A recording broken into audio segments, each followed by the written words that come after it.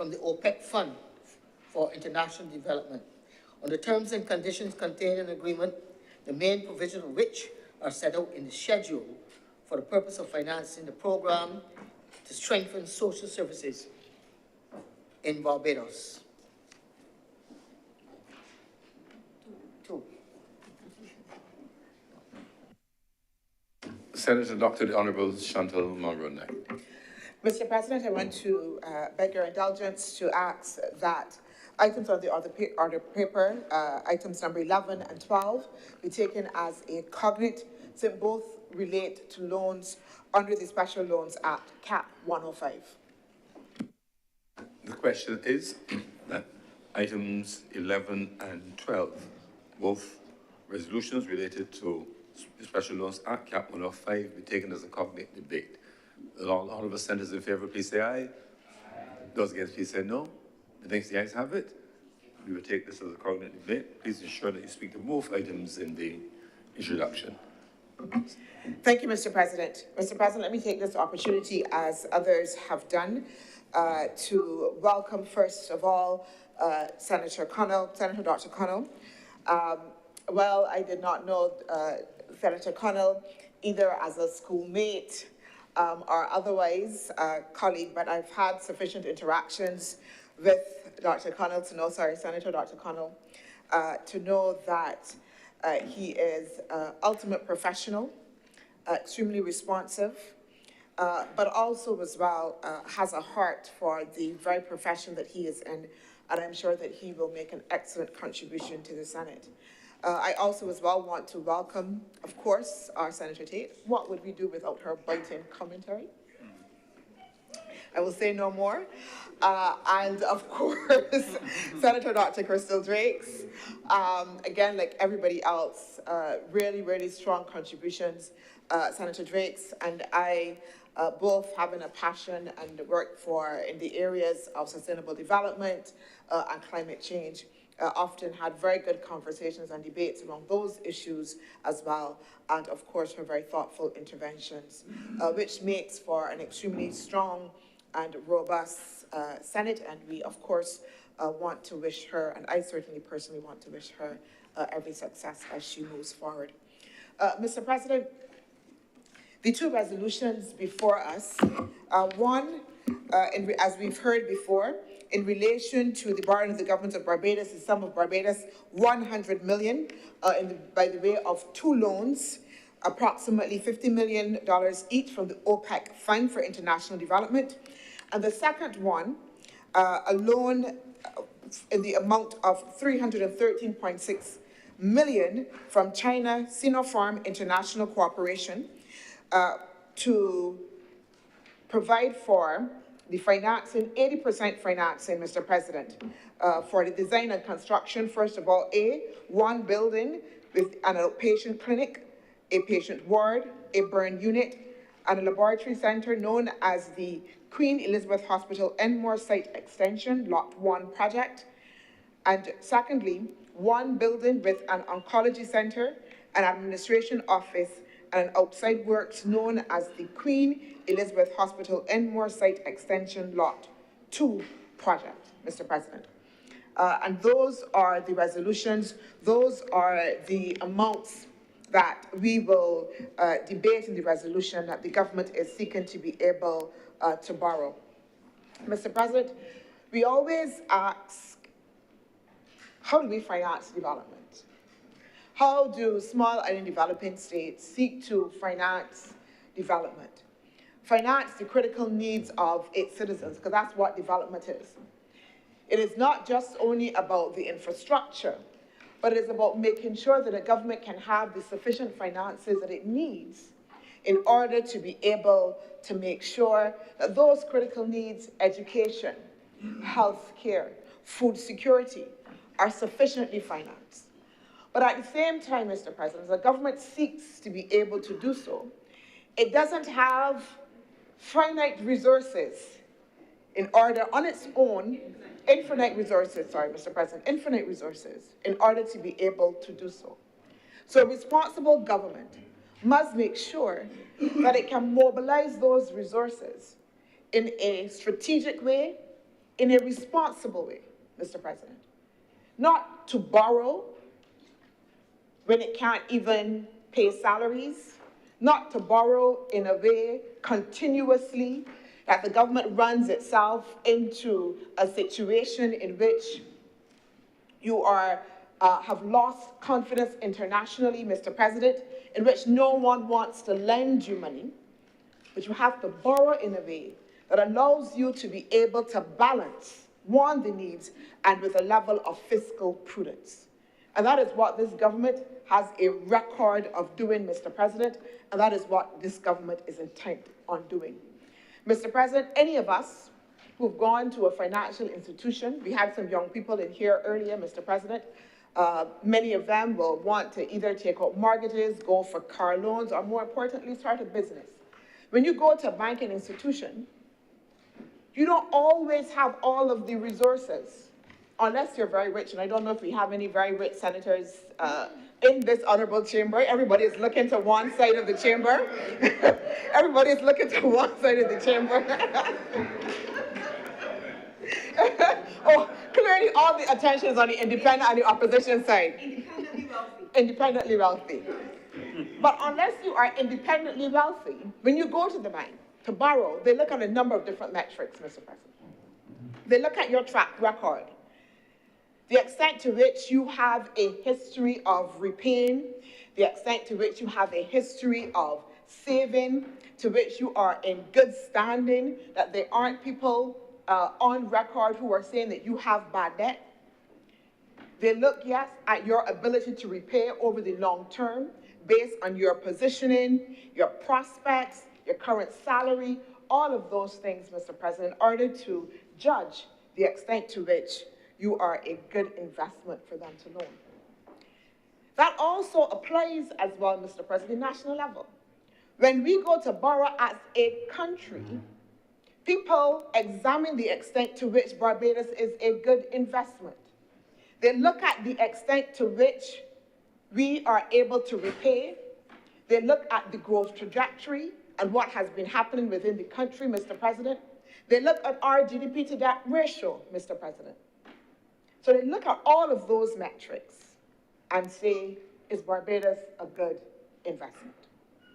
And clearly, Mr. President, despite those that would want to distort facts and run counter-narratives, Mr. President, Barbados is on a solid growth trajectory, Mr. President, such that we have clawed all the way back from the 23 downgrades to a country now that has continued, Mr. President,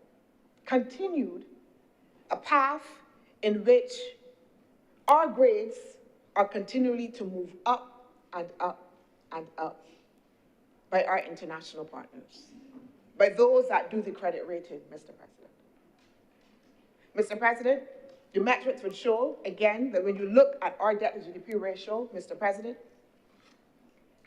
we would agree, and again, the statistics would show, Mr. President, we have this last central bank report, the last quarter central bank report, again, to show that we have a healthy debt to GDP ratio, a healthy fiscal balance. And that is why, Mr. President, that there is a level of confidence that Barbados remains a good investment for others to be able to lend us, because they understand that, again, we have the track record and we have the fiscal space, and that our growth trajectory is such that when they look at it, Barbados can continue to repay. Mr. President, over the period of this government, as we heard in the other place, we've borrowed some $7.34 billion, but Mr. President, we've repaid. We have repaid. We have not reneged. There's no one running us down, Mr. President, to say you have not paid, Mr. President, at a national level. In fact, again, we have repaid $9.346 billion, Mr. President. We are repaying our debt and are in our position to continue to be able to repay our debt, Mr. President. That is important. It is also important to realize, Mr. President, and again, the debate around how much we borrow, what is the level of debt, and all of that is important, yes. But we must also contextualize the discussion. When this government came in, we didn't come in, Mr. President, on a wicket that was battling smoothly. We came in on a wicket that had some lumps, Mr. President, that was throwing us some curveballs, Mr. President, in which the ball was swinging, Mr. President. And we have had wicket boxers, and we have had to address and play catch up and repair, Mr. President. We came in a country that was on its knees financially, on its knees, socially as well, Mr. President. No investment happening in education, in the health sector, no buses, no garbage vans, trucks, no garbage trucks, enough garbage on the road, and sewage.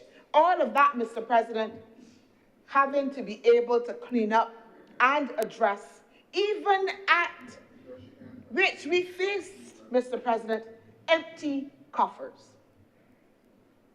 Mr. President, we face a situation during COVID in which our GDP contracted by 18%, Mr. President. 18%. We face a global environment, even now, that is extremely unfriendly, in which, again, the space for us to be able to borrow, again, is shrinking, in which development assistance, Mr. President, is also contracting. So the playing field for us to be able to mobilize resources, Mr. President, is constrained. Is constrained. So the wicket and context must be laid. Mr. President, even as I say that, the government is not seeking to absolve itself from its responsibility as a government to be able to address fundamentally the needs of its citizens. We don't. We are the government that faces it and fixes it, Mr. President. Does that mean that everything is perfect? It doesn't, Mr. President. There is still much to be done, Mr. President. There is still much to be done. There is still infrastructure to be taken care of. There's still much to be done to transform education. And again, healthcare, as we would come to, Mr. President. Roads to be fixed. But, Mr. President, I built my house from the ground up, my husband and I. And anybody who has built their house from the ground up knows that when you are building, there is heavy initial investment. You have to spend lots of money in the foundation, building those walls, and then the roof. So that there are moments in that process of building in which the investment is extremely heavy. But you recognize that you make that investment because you understand that when you make that investment, it stays for the long term. It stays for the long term. And then you move into a phase in which, Mr. President, you can maintain. We are still a government that is seeking to rebuild, Mr. President, after the wicket that we have had. And in that way, the government, like I said, has to be able to balance its ability to mobilize local resources, again, that it was a constrained private sector as well, that the government still has to be able to lift up and help. That is the nature of small economies, Mr. President. We do not have a large private sector. A large private sector that we can then say, okay, the private sector will do it. The private sector will be able to mobilize the sufficient resources and to be able to invest, particularly in those areas in social development. It doesn't. In other countries, you may have that, but not in small open economies, and certainly not here in Barbados. Across the world, Mr. President, there is that debate about who should be doing the level of investment in social development. Mr. President, very often we do not have a choice.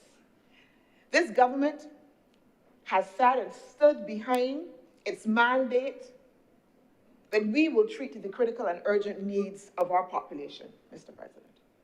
We've said that in our manifestos, we've said that publicly, and that is a commitment that we intend to keep, Mr. President. But also as well, there must be a recognition that that investment must be funded. It must be funded, Mr. President.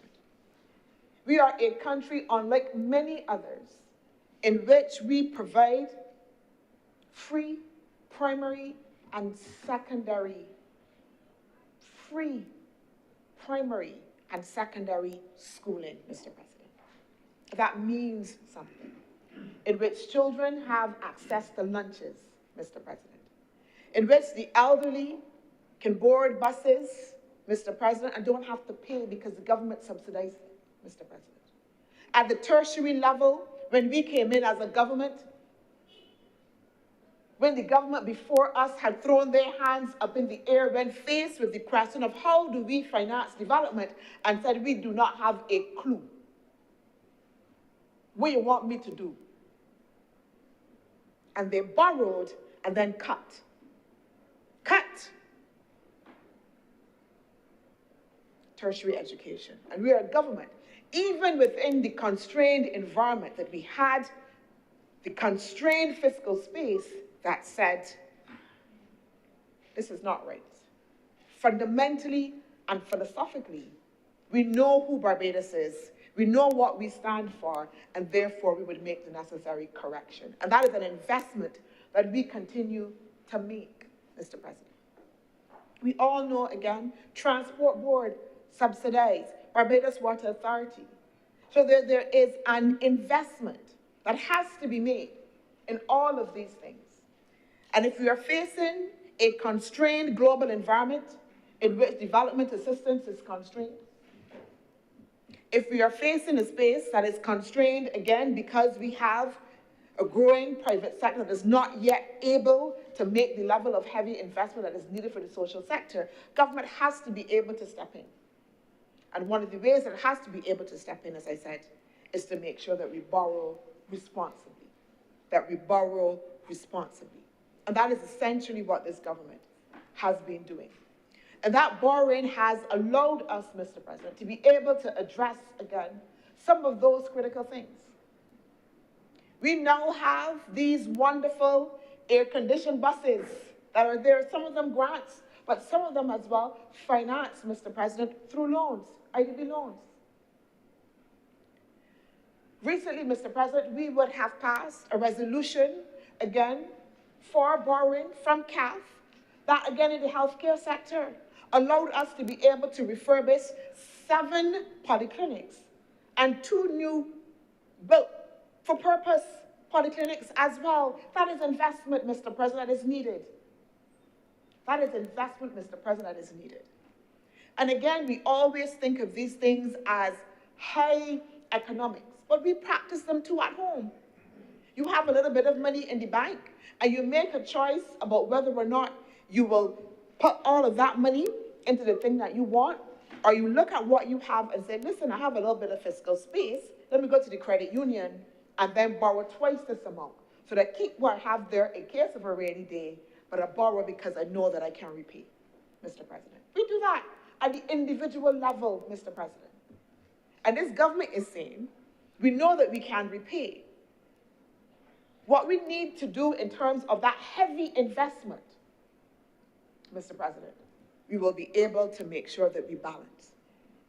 In the case of the loan from the China Sinopharm, that is funding 80%. 80% the government is putting in 20%, Mr. President, in order then to be able to address critical needs in the healthcare sector. Mr. President, there is not a Barbadian who would say that everything is working well within the healthcare sector. There's not a Barbadian. But you say that, and again, we're not the government that will say, put our hands in the air. And Mr. President, let's be honest here. We've heard in this chamber that it is that season. And we could have said, is that season? Why put ourselves up to the critique of the debt and the loans and say, okay, we'll leave it. But we haven't. We've come to this chamber, to the other chamber, because, again, to do the work and the hard work, Mr. President, to put ourselves up to the scrutiny because we understand the long-term trajectory of development that we are committed to, Mr. President. So we are not leaving it. We're not taking the safe road and say, don't bring it. Mr. President, it has to be done, and this government will get it done, Mr. President. That is our commitment. And we started that work in relation to the Queen Elizabeth Hospital, so that this loan is not something that we're saying is going to fix all of the problems at the QEH. That is not the intent. The problems at the Queen Elizabeth Hospital, and there are those who are more expert than I am, so I will try very carefully here. But what I can say to you, as somebody who understands a little bit of process and management, that the challenges are complex. When you are fixing or attempting to address the challenges within the healthcare sector, that is, again, so wide and has to provide for so many needs, the problems and how we apply fixes to them, Mr. President, also as well have to be nuanced and multi-layered, Mr. President. It is not just a one-off fix. And the investment has to be channeled through a number of different ways in order to address over time. At the Queen Elizabeth Hospital, I know that there have been systemic reviews looking at those challenges and how they can be fixed, Mr. President. I know that on an ongoing basis, even within the A&E, that there is monitoring that happens, Mr. President, right now, that we've introduced personnel that on a day-to-day basis, their job, Mr. President, is to look at the challenges. Look at the challenges and be able to examine how we fix, how we change. Look at targets, how much throughput we want for patients, Mr. President. That is because we are aiming to fix, Mr. President. I know, Mr. President, because one of the other portfolios that I handle within the Prime Minister's office is also as well helping our Prime Minister to look at the public service. I know that from the last estimates, Mr. President, that one of the things that the personnel from the Ministry of Health said to us is that we need more human resources. We just don't have sufficient expertise in the right areas in order then to address the challenges. And the Prime Minister committed that we will either, one, establish new posts for the hospital, the Ministry of Health, but also as well make sure that we can extend critical posts, again, to fulfill some of those human resources. And all of that, Mr. President, needs to be financed. And we have done so. Certainly, Mr. President, again, on a day-to-day basis, I get requests from the public service to be able to extend posts.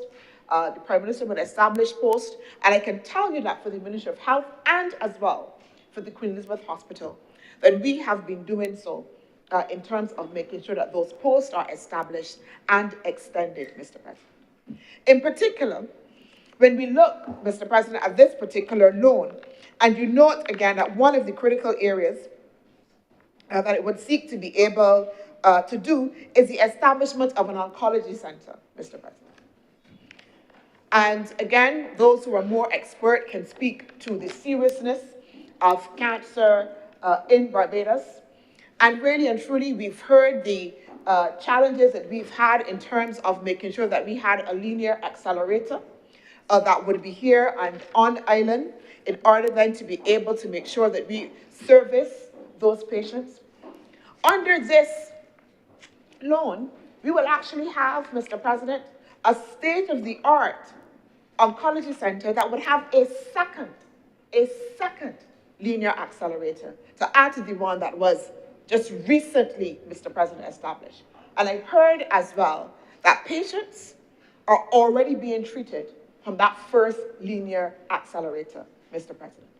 I know that the QEH as well is attempting to make sure that it also as well takes care of not just the patients, but also all of the staff.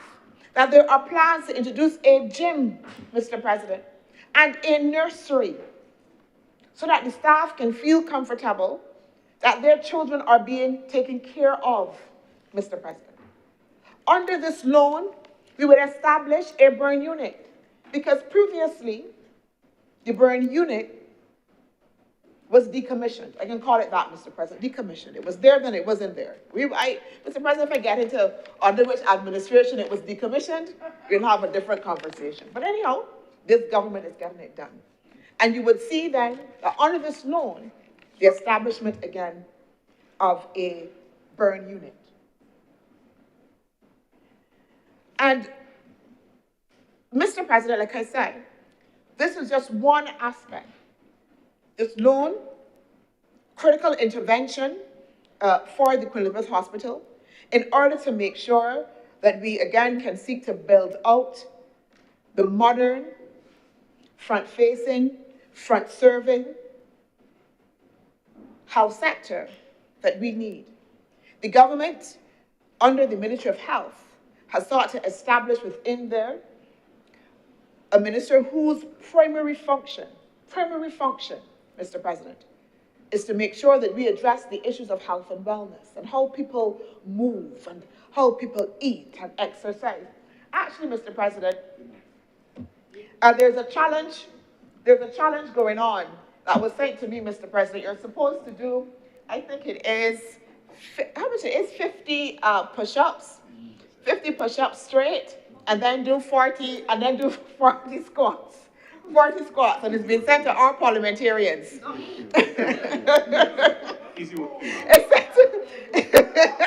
It's been sent to all parliamentarians, Mr. President, to make sure that we are moving and healthy. And again, Mr. President, to deal with the issues of, again, non-communicable diseases and how we treat that. So a full 360. And again, Mr. President, again, I've said it. There's no intent for us to be able to say that we are perfect, that there are still not problems. But what we are saying is that we are resolute in making sure that as a government, we're able to find the resources as much as we can in a balanced and responsible way. And this loan has that fundamental intent, Mr. President, of being able to address some very critical areas that have been identified in relation to the QEH. Mr. President, the second loan, which is from the OPEC Fund for International Development, is what is called a policy-based loan. So while the loan that I spoke about before from China was a loan that was specifically targeted for the QEH. So that money has to go into the areas that were specifically identified and are specifically identified in the schedule. This loan is a policy-based loan. What a policy-based loan, Mr. President, does is that it gives the government the opportunity to apply the resources, in this case, specifically within the social sector. But it doesn't specifically say in which area, but it gives the government the ability to be able then to look and see where the critical needs are and then be able to apply. One of the challenges that we have very often with partners that we work with for loans and development cooperation is that each partner has their own, either what we call prior actions, structural benchmarks, all of these things that you have to be able to meet. And it can take quite a little bit of manpower to be able to monitor. With this particular loan, what the partners here have said is, listen, we looked at your portfolio. We see what you're doing in the area of social services. And rather than develop a whole new set of metrics that you would have to follow, we would allow you to apply that money to the social services sector using the metrics from another partner, in this case, the IDB, in order then to be able to make sure there's accountability. Under that IDB facility in particular, Mr. President, the IDB provided support in two specific areas. One, in terms of helping the government to build capacity around gender and its gender policies, and two, in assisting the government as it seeks to amalgamate our social services in order to increase efficiency, Mr. President. That is an ongoing program that is happening. And of course, something like that that brings together welfare, the child care board, all of these various agencies is something that, again, will take quite a significant investment. And therefore, these allocations of funds, Mr. President, will allow us to be able to do so. In the case, Mr. President, of the funds that are allocated, again, in relation to the 313.6 million, we would note, Mr. President, that it indicates, again, in the schedule, Part 1 and Part 2, again, that we have a term of 14 years with a 4-year moratorium, Mr. President. 4 years moratorium. Again, and then with the interest rate here at 3.5%, payable semi-annually, Mr. President, in both cases. And then, Mr. President, as well, in the case of the 2 loans that we have for the OPEC Fund for International Development, we would know that we have a term of 20 years, again with a grace period, Mr. President, of 5 years, Mr. President, a grace period of 5 years, Mr. President. And again, when we look at the interest rates, Mr. President, we would see that those interest rates are extremely, Mr. President, I would say extremely favorable. In the first instance, we have a fixed, not variable, fixed interest rate of 3.0% per annum, payable semi-annually, Mr. President. And there, I know in the other place, the minister who presented the resolution, the minister responsible for finance, was talking about the mortgage rate. Here, the mortgage rate being almost similar to what we have for an international loan, Mr. President, at 3-point-something%. You can hardly go anywhere now and get that for a major investment. And we have been able to make sure that we have negotiated that. The best rates for the level of investment that we need. Mr. President,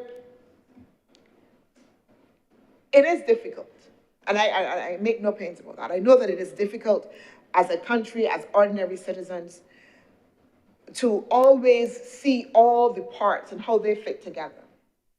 I know that there is concern, again, about how much the government is borrowing, Mr. President. And that is fair.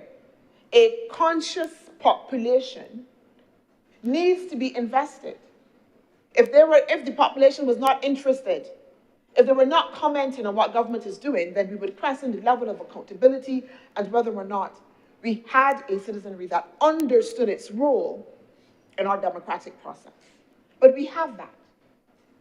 But also as well, we say, one, that there is ultimate transparency. Ultimate transparency. The government does not have anything to hide. All of these loans that the government has taken, you will find, again, on Parliament website. You look in our estimates, you would see the history of those transactions, Mr. President, there. And also, we have clear outputs to show in terms of the monies that we have borrowed and what we have borrowed for and what they have delivered for people. What they have delivered for people, Mr. President. Mr. President, with those few words, I am obliged, and I beg that this bill, beg that this resolution. Pardon? Be now passed. Thank you. Thank you, Senator Dr. Margaret Knight. Senator Walters. Good evening, Mr. President. First, let me join with all the other senators to congratulate and welcome Senator Dr. Connell, and welcome back Senator Tate, and to also wish former Senator Drates well in her endeavors. Mr. President, when Barbados hears that the government is borrowing more money, it is a deep concern to them. They have acknowledged that it's a concern. Senator Monroe Knight said that she knows it's a concern about borrowings publicly. There's a concern about the level of debt and the level of borrowing, and there's also a concern about the level of truth as it relates to these borrowings and this debt. It was said by the Minister of Finance, and it was echoed again in here today by Senator Monroe Knight, that they, since June 2018, actually I will elaborate on it because Senator Monroe Knight, she rushed through some of these details. But it was said by the minister that the government, since June 2018, or I say that the government between June 2018 and September 2025 borrowed 7.341 billion Barbados dollars. It was said by the Minister of Finance that between June 2018 and September of 2025, that the government paid $9.643 billion of debt. Mr. President, at June 2018, the gross public sector debt, as per the Central Bank, was $16.065 billion. If you add the money borrowed by this government, $7.34 billion, and you subtract the money that the government claimed to have paid or repaid, $9.643 billion, the result is $13.763 billion.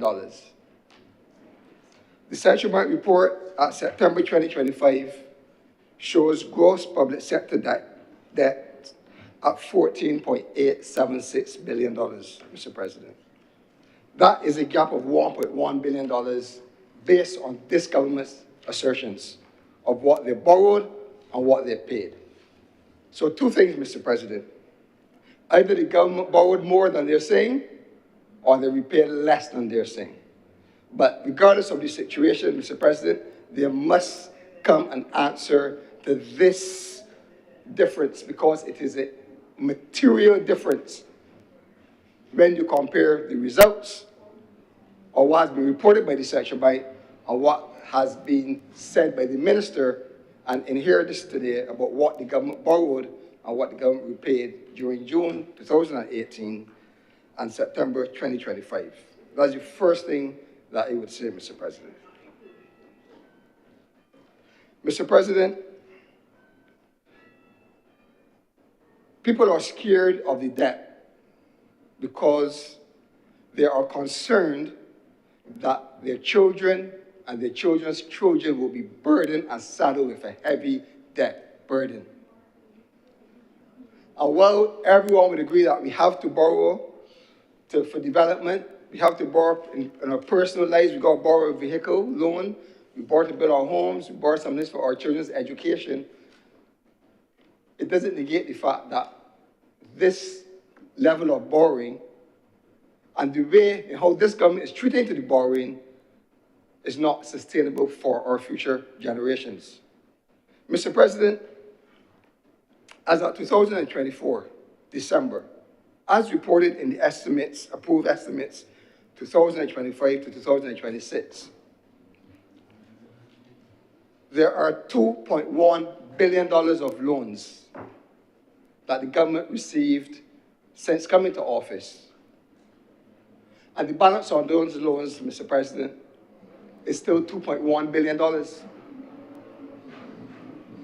The government of Barbados, the Barbados Labour Party-led government, is borrowing money and they are not repaying the money that they are borrowing.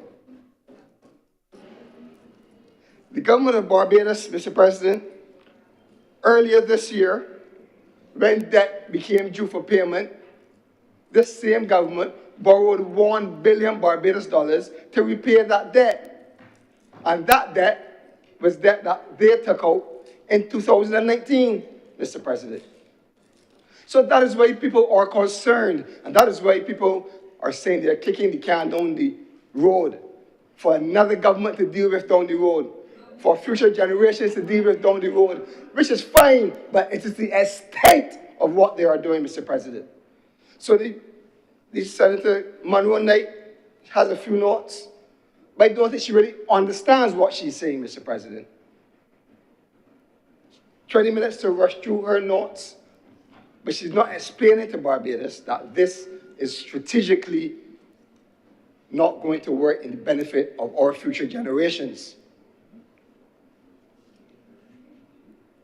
Mr. President, the two loans, the resolution speaks to two loans. One that will build an extension of the Queen Elizabeth Hospital.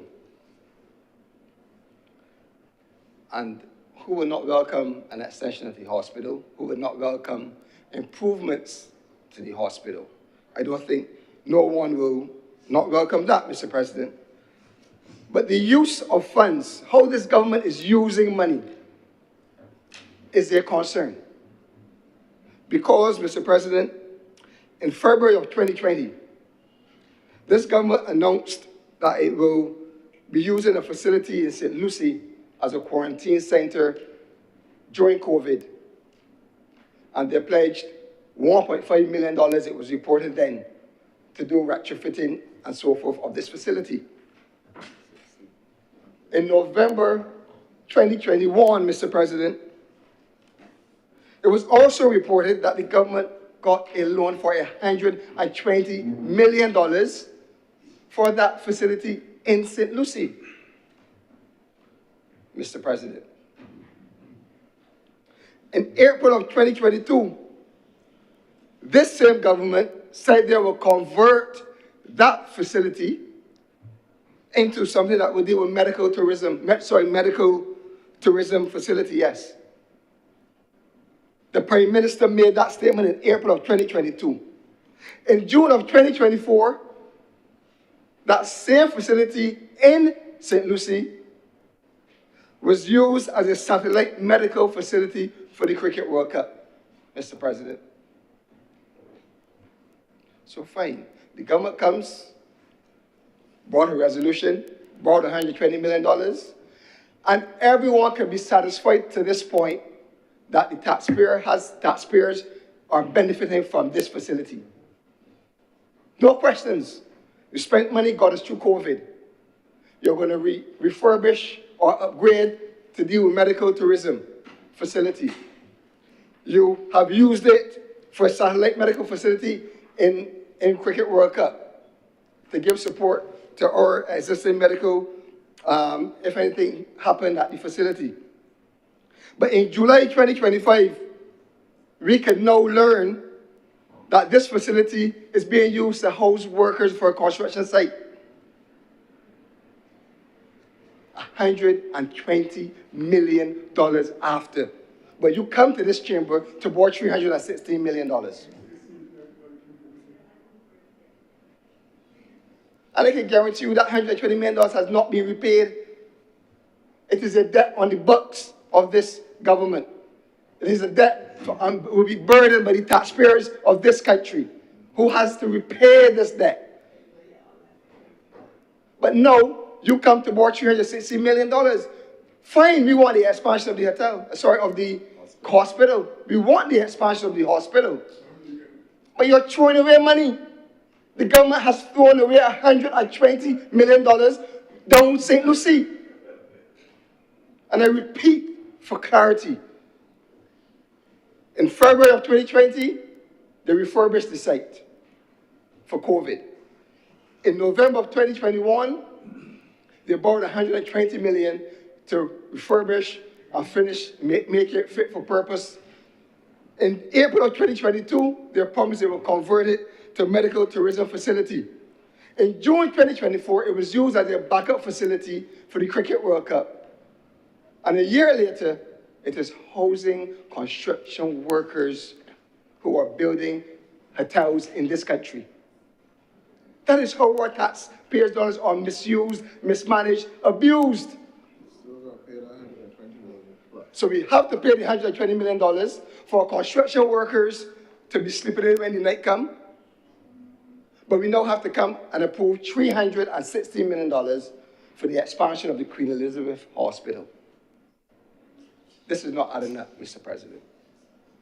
If there is some great legitimate reason that the government thinks that they can respond to or share with the public, we would love to hear it. But this, with the naked eye, cannot be the best use of our finances, especially borrowed money.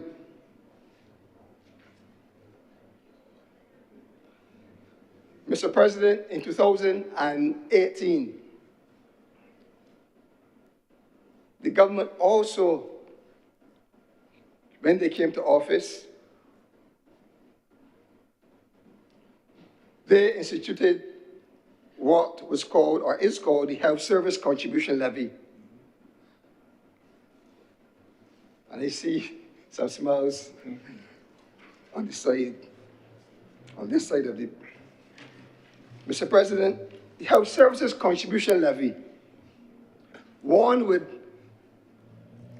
think that it would put at the disposal of the Queen Elizabeth Hospital resources to improve the facility, whether operationally, whether it is facility-driven, equipment, etc.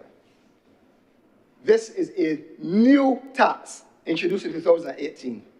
It did not exist before. Its sole purpose is to take a piece of an employee's earnings and transfer that contribution to the Queen Elizabeth Hospital annually by check or transfer. Sole purpose. In this Health Service Contribution Levy, it is reported that in 2022, Queen Elizabeth Hospital reported that in 2022, they collected $61 million from this levy. Between 2018 and 2022, unemployment rate in Barbados, as per this government, was around 9%.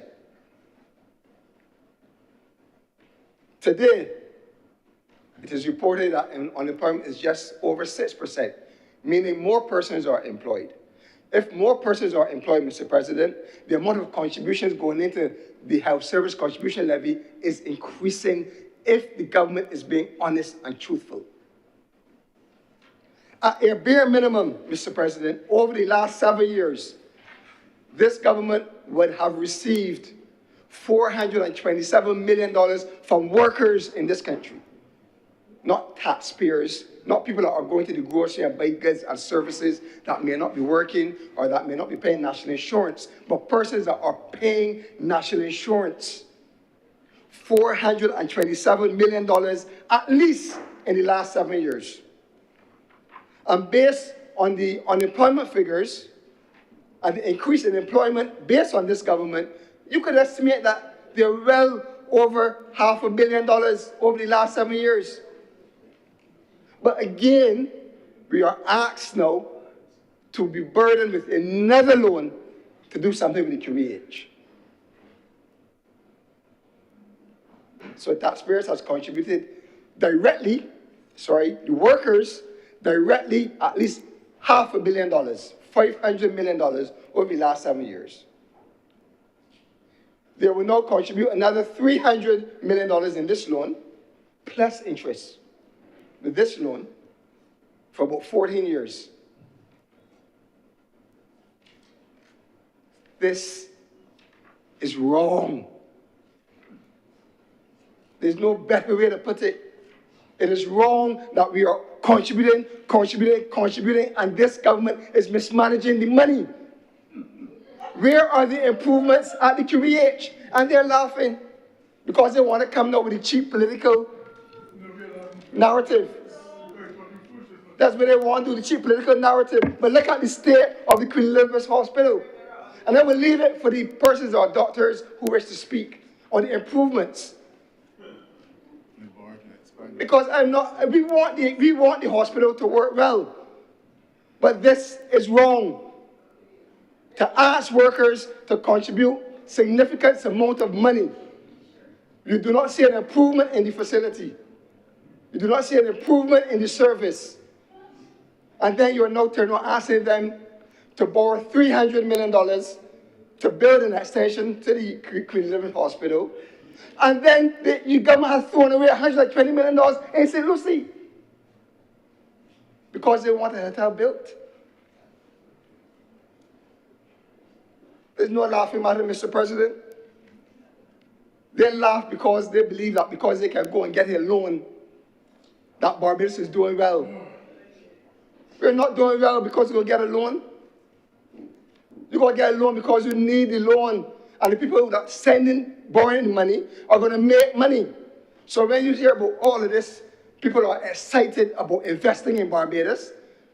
They are making a return on the backs of Barbadians for the money to be parked somewhere in a bank, in some instances, so that we can gloat that we have high foreign reserves in this country, but paying interest payments every single year, close to $1 billion a year of taxpayers' money.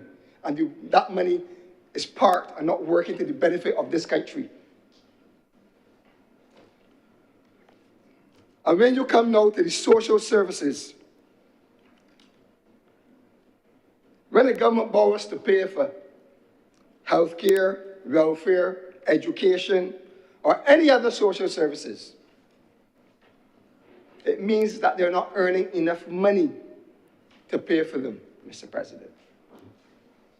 So all of this talk that Senator Monroe Knight is talking about, a healthy fiscal balance, if we had a healthy fiscal balance, we would not be here borrowing money for social services. We would not be, and the fact of the matter is that there is a policy-based loan. We do not know how this money is going to be spent. Correct. You're in trouble. We do not know how this money is going to be spent.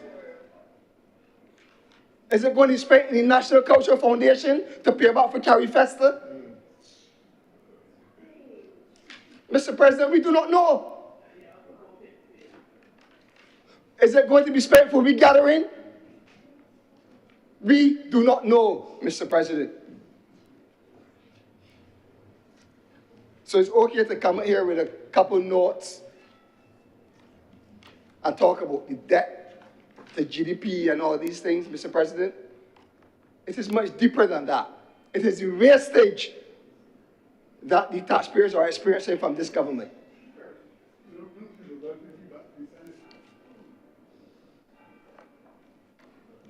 Mr. President, the government still has to borrow at least another $600 million to finance its fiscal deficit. More borrowing. The government is now going to be faced with a dilemma where, from as early as next year, a lot of these loans that they borrowed will now become due for payment. So they will not have the luxury of cash flow because the debt becomes due, like how the debt became due for the 2019 bond this year, and they had to borrow money to pay back that and the IMF. So what will happen next year, Mr. President? Will they borrow more money to pay back the current debt that they have? And we will be going nowhere.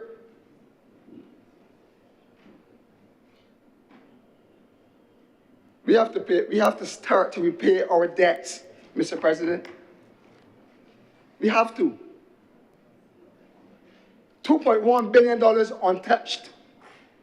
Money probably spent, used up, as at 2024, December. And that does not include the $1 billion they borrowed so far for this year. So when we come to look at the resolutions, sometimes we have to go beyond the purpose of the debt.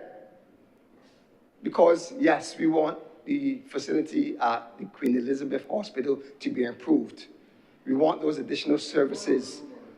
We want the operations at the Queen Elizabeth Hospital to be working in the best interests of Barbadians. We want to save lives, but do not disguise it by disguise your mismanagement of the finances of this country by bringing these resolutions. The government has a lot to answer to when it comes to the mismanagement of funds. We know about hope. I'm not going to get into the $60 to $80 million in hope that we have no answers to up to today. I'm not going to get into the $50 million at Comey. And Comey has not done nothing substantial since the refurbishment other than whole football tournaments and the usual fact. And this Senate will be here next year during the estimates to approve a subvention for Comey, which is taxpayers' money again going to fund that operation. So we're not seeing a change in this country. So if the senator can tell us, the chamber, the $7.341 billion that they claim they borrowed, point us to where we can go and see some of this money. Point us. I am very serious. It is not for my benefit only. It is for the benefit of the people of Barbados who are concerned with these numbers. I already shared that if I looked at the central bank reports, based on the minister's statements, the numbers are not adding up how they should. If I take the debt at June 2018, I add what they said they borrowed, I subtract what they said they repaid, it gives me a difference of $1.1 billion. That needs to be explained to the people of this country. Mr. President, we must not fool ourselves. And quite often, this government focuses on what comes out on paper, but is not really the reality of the livelihoods of people in this country. And we must be vigilant. And we must question this government on their spending, on their borrowing, on the fact that they're not repaying. Because when it sounds pretty, Mr. President, to say, we have a 4-year grace period, we got a 5-year grace period. That's how we speak. But the point of the matter is that time will come where it has to be repaid. So if you borrow $7 billion, and then from 2025, 2026, 2027, all these bills now have to be repaid along with the existing debt because government is a continuum and governments have to repay debts of previous governments. There's no questions asked. There's no questions asked. What the Democratic Party would not have done is restructure the national insurance debt for the workers in this country. That's what we would not have done, Mr. President. We would not have done that to deplete the national insurance, and now we have to work till 68 years old, at the 70 years old. And then you have to work, you have to pay more contributions before you can be eligible for national insurance. We would not have done that. They're not even paying national insurance for those who are working. We would not have done that. We would not have allowed workers to come and work in the public sector and not pay national insurance for them either, and have them as contract workers up and down Barbados working, and they have no social security. But let them talk, Mr. President. They need to stand up and defend it when it's their time. But we would not have done that even if we had to borrow money, even if we had to restructure the debt. We would not have hit the working people in this country like that. And what do you write, Senator Thompson? Sir, I'm shocked. Sir, Mr. President. on a point of order, sir. What's the point of order? The honourable senator really is misleading the House. Sir, having misled himself, it is deeply troubling that the honourable senator is seeking to distance himself from the real reason that this administration had to address problems with the NIS. The National Insurance funds were not paid by the Democratic Labour Party. That was a problem that had to be addressed. The second difficulty that this administration faced that impacted changes in the rate of national insurance and the amount of payments is the fact that chronic non-communicable diseases and an aging population prevented us from getting resources at the rate and getting the yields from the fund that there were previously, especially after the Dems had depleted it. Thank you, Senator Thompson. Please continue, Senator Walters. Mr. President, it is a joke for the persons on the government side. It's a joke. And if the government wanted to solve an issue in national insurance is the fund where workers pay contributions to for social security benefits and pension. If you wanted as a government to fix an issue at national insurance, and you came into office and the previous government was not paying in payments to national insurance, whether debt or whether payments for workers, etc., would you write it off or would you not seek to pay it to help the workers? So in any event, that they're not act in the interest of the workers, Mr. President. And they're not working in the interest of the workers that they employ now either. Full stop. So I don't understand. I do not understand why Senator Thompson rose. I do not understand. Order, please. Let the honourable senator be heard. I do not Honourable senators, please. Continue, Senator Walters. I do not understand what that intervention was all about. The fact of the matter is that the government came into office and they wrote off national insurance debt. And in subsequent events in this chamber, they wrote it off further by what they call debt swaps and climate swaps and so forth, fancy terms, but all affecting the head people that prop up this economy, people that get up in the morning and go to work. Mr. President, isn't a joke. It's nothing to laugh about. Mr. President, as I close, I caution this government, and I caution the members of the chamber from the government side to pay more attention and do not let people standing me here with 2 or 3 notes to discredit themselves, but seek to get information and represent the people that they are claiming that they are going to represent in the next election. Because once they come into this chamber, and as soon as they are representatives or candidates for the Barbados Labour Party, the whole mannerisms change, the tone of their voice change, the amount of times or the frequency that they speak changes as well. You heard it in here earlier today, Mr. President, and you walked back in. But, Mr. President, it is no joke, it is no laughing matter. It is no laughing matter, it is no joke. And it says to me that this government has moved past caring for people, decided to care for people. They really have moved past caring for people, Mr. President. Because to come and defend the national insurance scheme by saying that a previous administration did not make payments in national insurance, but you write off the debt, it really boggles the mind. Because you work to the disadvantage of those workers. When you take $61 million on a minimum annually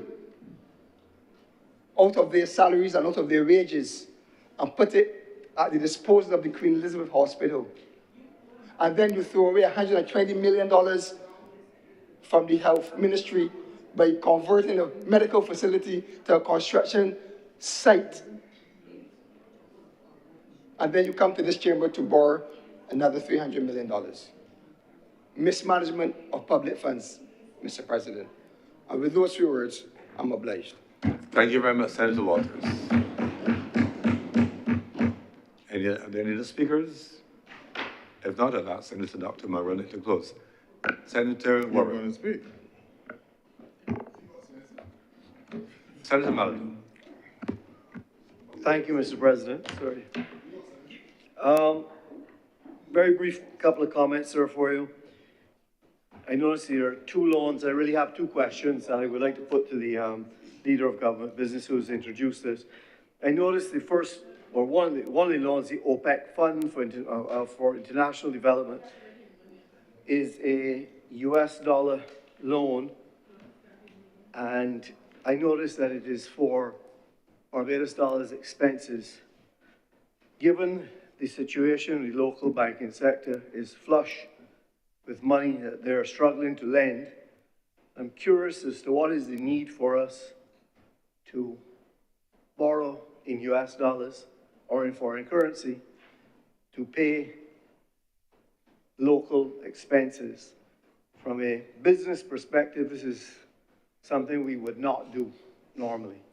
We would always make sure that we match our liabilities and our expenses in similar currencies, and we would do so. It seems quite unusual, especially considering, I think they reported somewhere close to $4 billion in the banking system looking for homes to be lent. And that money today can be borrowed from the local banking system at very similar rates to this. In fact, when you look at one of these loans, it's 4.75% plus a 0.25% commitment fee plus another 0.25% front-end fee. So the question, sir, is why are we borrowing a foreign exchange for local expenses? Second question, sir, relates to the China Sinopharm International Corporation loan, $313.6 million, again in foreign exchange, on better terms, and this is a loan for infrastructure, very needed infrastructure in our healthcare system. It says it's for construction. It might be for other things, other equipment, etc. But when I see money being borrowed for infrastructure that has durable long-term value, I view that differently than loans for recurring expenses. But my only question related to this particular one, which I think is a reasonable loan, in fact, some quite favorable terms. One part of the loan was at 3.5%, and there's all kinds of moratorium and various things on it, a reasonable loan. But my question is, what else comes along with this loan? Because I notice it's from China Sinopharm. And I am hoping that one of the conditions of this loan is not that it must be built by a Chinese construction firm. Is it purely a loan that we're borrowing and the only cost to us as a country is in fact the interest rate? Or are there other terms that I am not hearing about? Because, sir, I have seen the construction going on in the St. Andrew area, the Scotland District area, with loans that we have, I believe, taken from similar Chinese development banks. And it seems that those loans came along with the terms that we must use Chinese construction companies. And the method of construction, the people, the workers, the equipment, everything, very little of it is resounding to us here in Barbados. We have extremely good road construction companies in Barbados that have served us well for decades.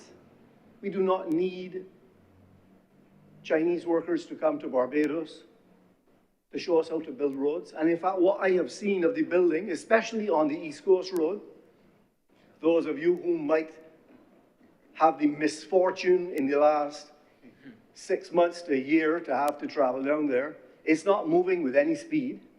It's not moving with any organization that is any better than I have seen from the Rayside Constructions or the Infras Constructions or the C.O. Williams Constructions or the many other construction companies who build roads in Barbados. So, sir, through you, as I say, I have no objection to this loan. The loan itself, it is for a good purpose, for our healthcare system. It will have durable value if it is spent wisely. But I am asking, is there some other condition that is not being told here, or is this going to public tender where Barbadian companies who are in the construction of buildings like this can build it with this money? Or is this already been agreed that it must be built by a Chinese firm? Mr. President, I'm obliged to you, sir. Thank you. Thank you very much, Senator Mallory. Senator Dr. Connell. Mr. President, thank you very much for having the floor, and also thank you, members, for your very kind words of welcome to this place and not the other place. It certainly was not my intention on the first sitting in Senate to give a maiden speech, but certainly I could not miss this opportunity because what I'm about to share with you and the public of Barbados really is something that is very close to my heart. Allow me just to paint a picture. For my entire life in my field, I've worked in public service. I started at the Queen Elizabeth Hospital as a medical student in '97. According to some of my students watching, there probably were no textbooks back then either. And I worked my way through the hospital as an intern, as a senior house officer, as a registrar in the Department of Medicine, not ENT, and finally as a consultant.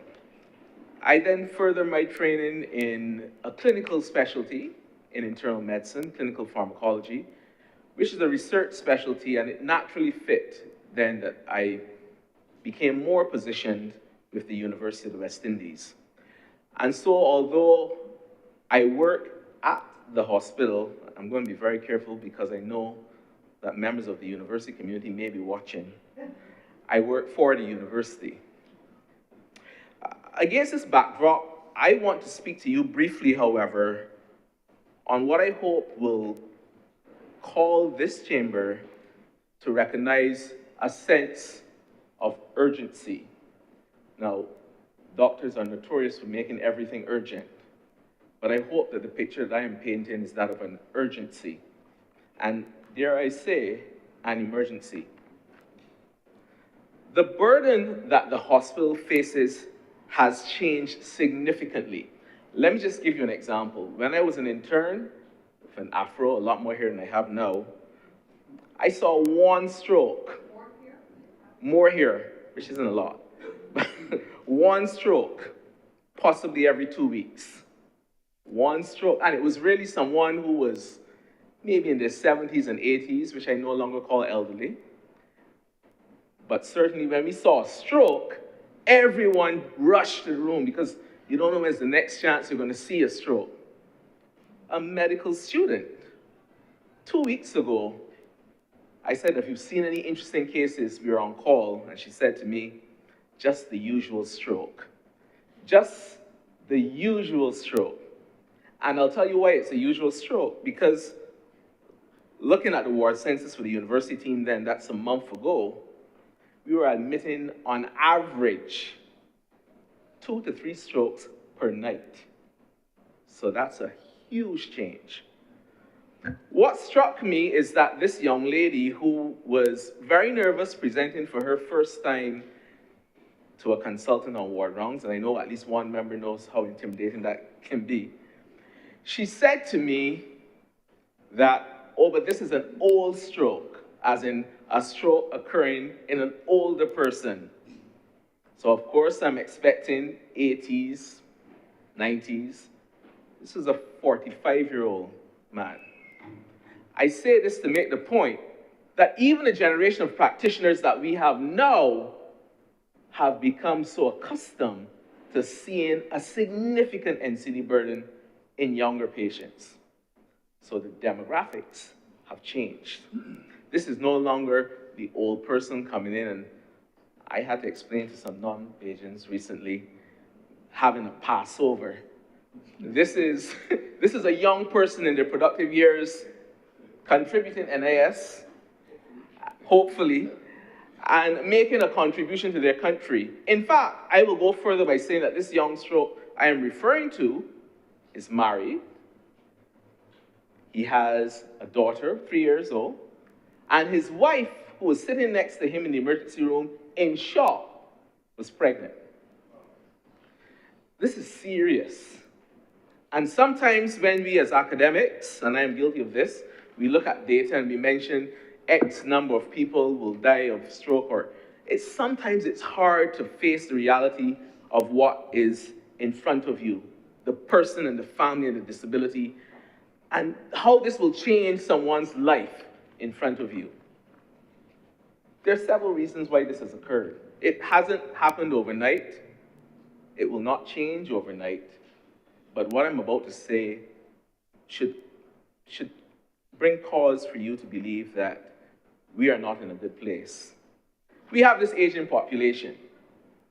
The aging population, many would argue, is a good thing in terms of medical science. It means people are living longer. When I was an intern and Chris Maynard was, well, he was probably still a consultant then. But when I entered, when I entered the emergency room, someone like a George Nicholson, who is now deceased, would say to me, if you come in with a heart attack, we give you morphine and a Bible, right?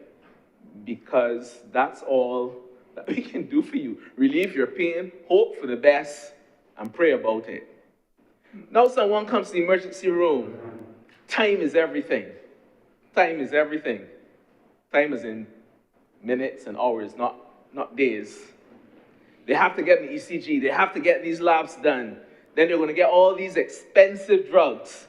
In fact, I am aware from reading the newspaper and from following the debates in this same chamber, I wasn't anticipating anything, that this government has expanded the services of pre-hospital care in some areas, like for heart attacks and for stroke. This is significant. It not only means that the patient coming with an identical diagnosis maybe 20 years ago now gets a lot more done, and the cost of those drugs, you know, a vial of a clot-busting drug can be hundreds of thousands of dollars, right? An interventional cardiologist, this isn't just a heart doctor, this is someone who can take you to a cath lab and within hours unblock the arteries in your heart, significantly improving your mortality. That training takes years. My colleague who be trained in internal medicine, who traveled and trained at Johns Hopkins, which is one of the top centers, and the Mayo Clinic, I know. The reason she is back here is certainly not the salary, but because as a true St. Lucie person, she wanted to give back to her country. This is the cost of health care. It's expensive. Now, what about the human cost? Because remember, I started by saying that consultant would have said, give them a Bible and some morphine and leave them with the family. And if they're alive the next morning, then okay, well, you've made it past the worst. We'll then try to treat your heart failure and hopefully get you out of hospital or not. This person who is in hospital is utilizing staff. The nurse that has to stand by the bedside to watch a drug being administered, because you can't have this person in a corridor, like you may see several patients in A&E corridor. They have to be on intensive care. Intensive care takes money. You have to have a specialist, doctors and teams seeing them. They may have to go to the cath lab to get a procedure done.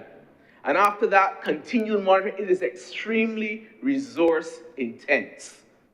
When I was a registrar in the Department of Medicine, I covered both emergency room, ward calls from difficult people like surgeons,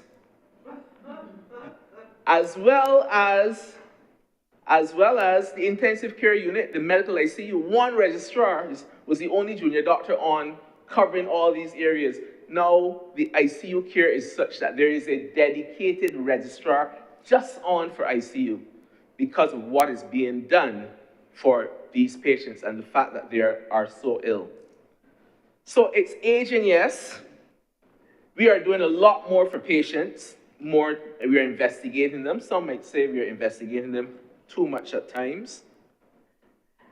But then there are also issues inherent to any institution. And let me say I have trained at what I consider to be one of the top hospitals in the United Kingdom.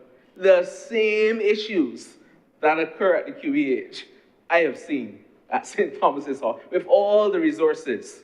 They're just inherent hospital challenges.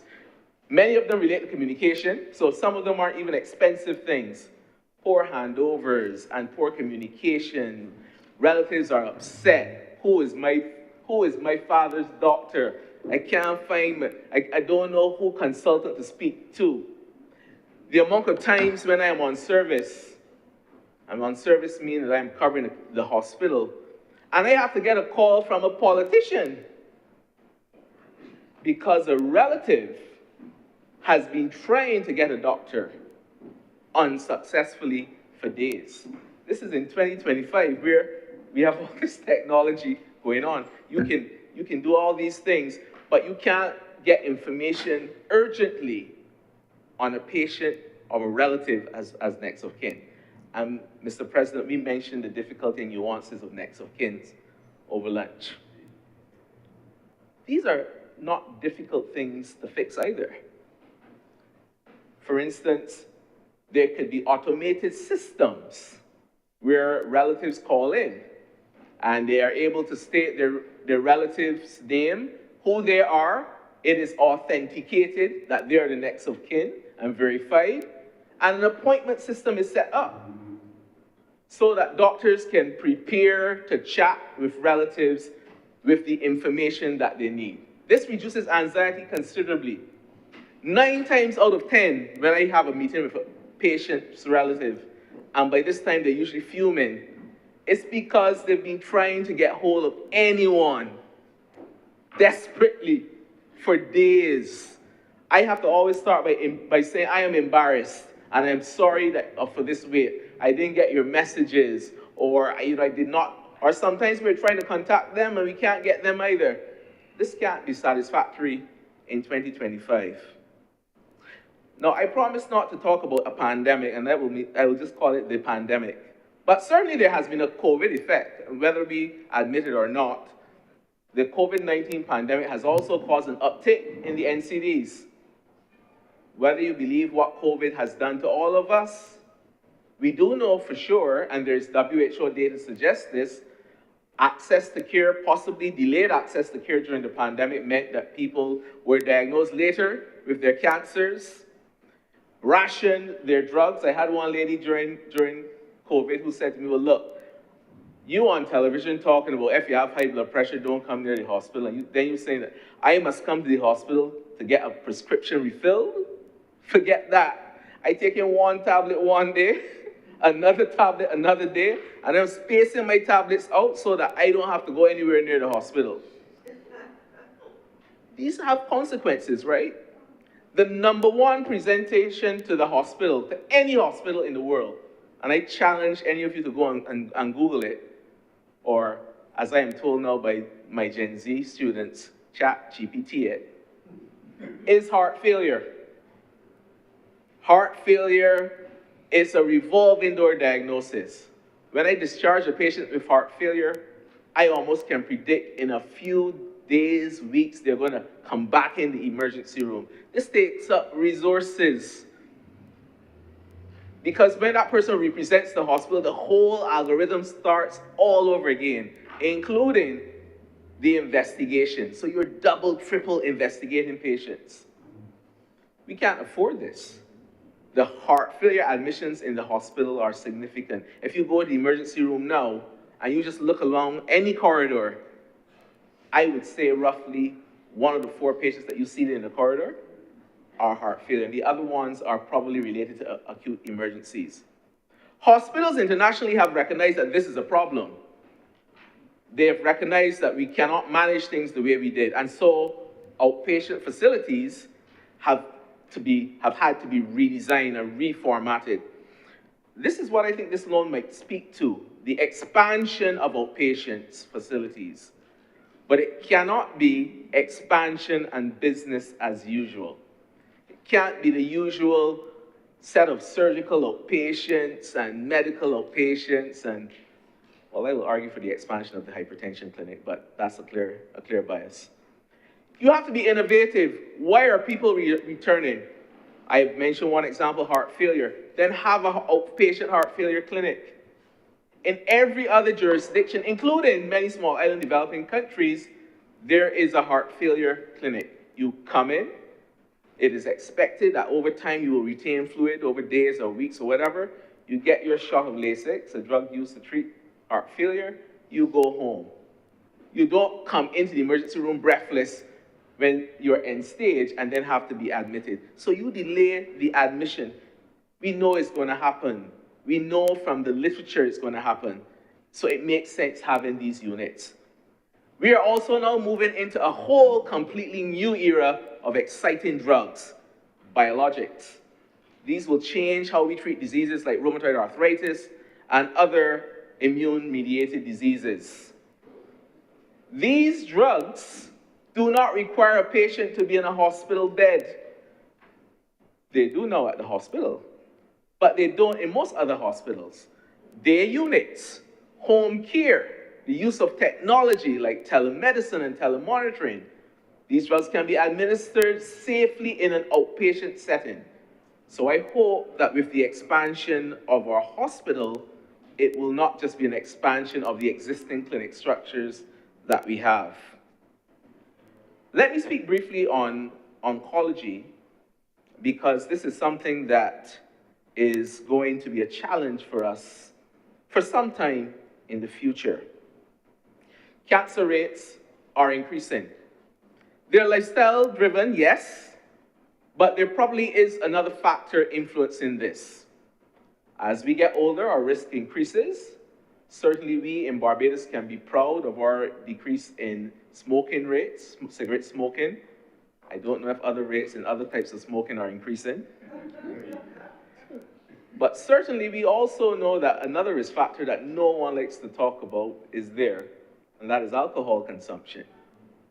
Even me as a doctor, I don't like to have a conversation with patients about alcohol consumption. But we know there's no safe limit now in medicine for cancer risk, at least in terms of alcohol consumption.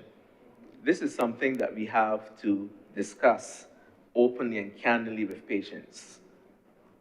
And so with oncology and the burden of oncology internationally, most hospitals have removed this from the primary hospital space. If you go to St. Thomas's Hospital now in London, you will see this large glass building that you really want to stay there, although you don't want to stay there. It's the cancer center. It's the best part of the hospital landscape. The best views, arguably the best meals, I've tried them. And it's where you want to be treated. Barbados has to move to a new form of cancer care, where we see cancer as a chronic disease and not as a death sentence. With all the sophisticated drugs that are available, we need sophisticated specialists. There was an incident a few weeks ago, or maybe months ago, where the hospital had challenges, I know, with a hematologist. You can't be a tertiary care institution without a hematologist. Hematology is part of internal medicine in some respects, but as I said to a colleague, I am not prepared certainly to manage a hematology patient without a hematologist. These are critical shortages. I've used hematology as an example because I am told that there is now 1 or maybe 2 hematologists on staff. That is never enough for a tertiary hospital for a population of this size. I mentioned stroke intentionally. You would say, well, with all these strokes coming to hospital and with a stroke unit, which was driven by data from the George Allen Chronic Disease Research Center on the prevalence of stroke in the Barbados Stroke Study, that they would have multiple neurologists or stroke doctors. There is one neurologist. One neurologist. When that neurologist goes on holiday, or for some reason, God forbid, falls ill, there is no neurologist. Now, I told you about heart attacks and the time that is needed for treatment for a heart attack, maybe 6 hours, give or take, for definitive treatment. For stroke, it's less. And the only person who can make certain clinical decisions for stroke is a neurologist. Does any one of us in here, God forbid, want to have one of us or a relative have a stroke and that neurologist is on holiday somewhere? Because she deserves a holiday, right? The outcomes are completely different. So when we speak about expansion of services and expansion of the hospital, it always sounds good, but we need expansion of specialists and personnel. I also believe that a critical gap in hospital medicine, and I have no experience in primary care medicine except probably as a medical student, the critical gap is the communication between the primary care doctor and the hospitalist. I am guilty of this. There are many times when a patient comes to the emergency room and my very team is seeing them having not even looked at the referral letter from the primary care doctor, because it's almost like a custom. You're the primary care doctor. When they get really sick and they come to us, that connection needs to be made. But that communication is so much easier if we're all using a shared platform, like a health information system that is critical to healthcare delivery. I can almost guarantee you, because it happens every Thursday morning at the hospital, in my clinic, if there are, let's say, 12 patients, a third of those notes are going to be missing. How are you going to manage a patient without their note? You don't have their medical history.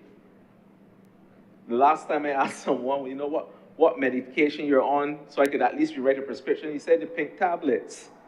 So these are things that are reality, and I keep thinking, why is it in 2025 we haven't quite gotten there as quickly as we should?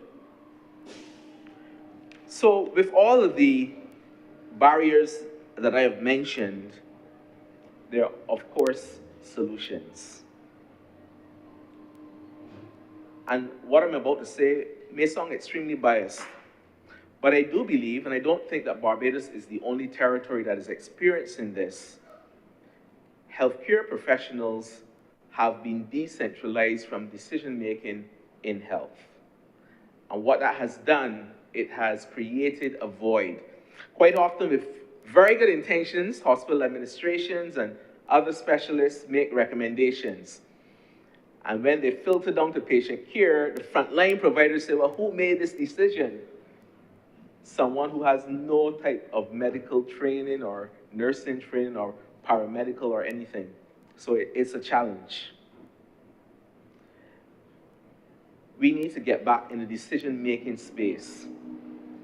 The very reason that I am standing before you here, Mr. President, is because on many occasions I have said to junior doctors, if you are not part of the solution, then you are part of the QEH problem. If you don't write the complaints, if you don't send the emails, and I know that people at the QEH are probably wondering why they didn't get any emails today, it's because it was here, then you are part of the problem, and you must represent health, and more importantly, you must advocate on behalf of patients, not just on the wards or in the clinics, but in the public space.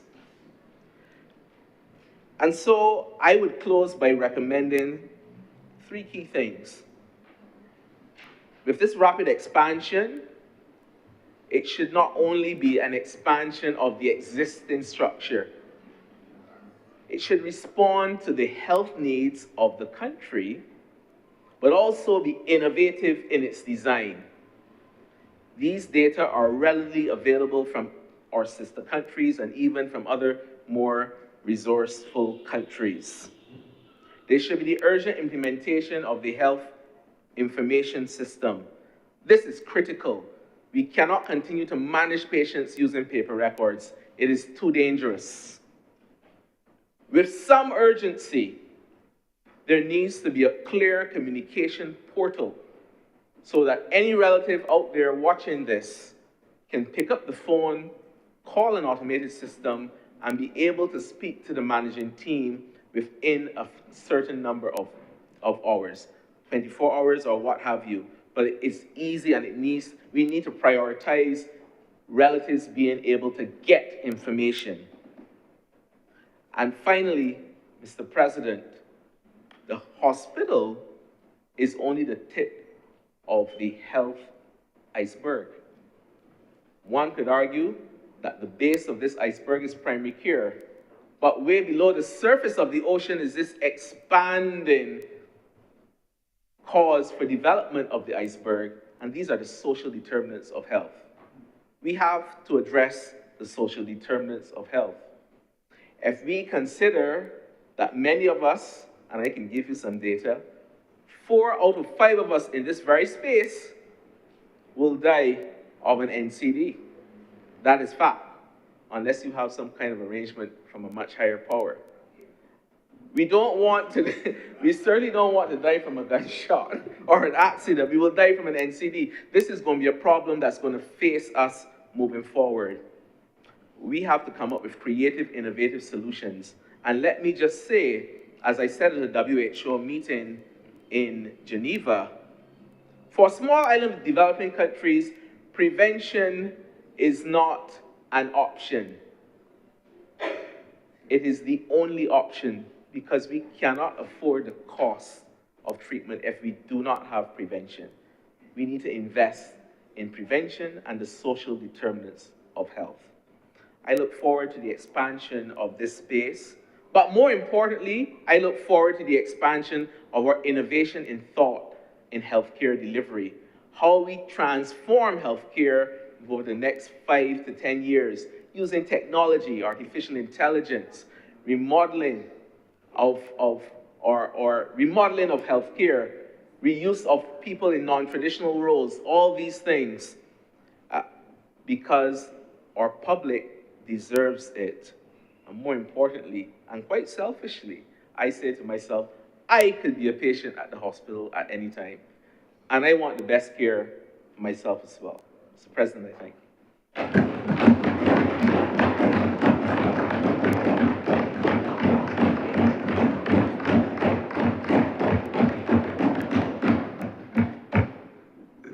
Thank you very much, Senator Dr. Connell, for your initial address. What a way to start. Senator, the Honorable Mr. Christopher Baylor. Thank you, Mr. President. I would like to congratulate my colleague on his maiden speech. He was certainly bold in his speed. Mr. President, it would be remiss of me not to say a few words about Harrison Point. I believe that we must separate the important role that that facility played from the politics of the cost.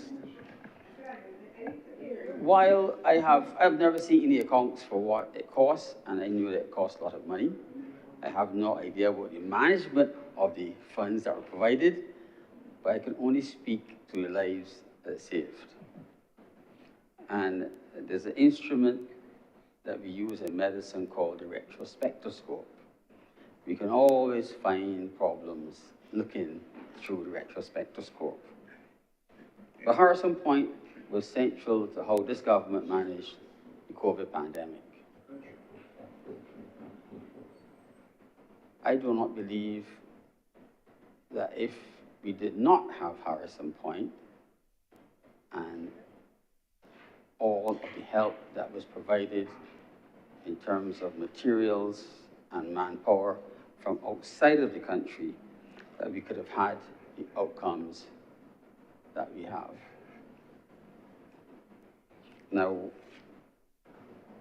this bill which speaks of borrowing $300 million plus for an annex at the QEH has been long, long in coming.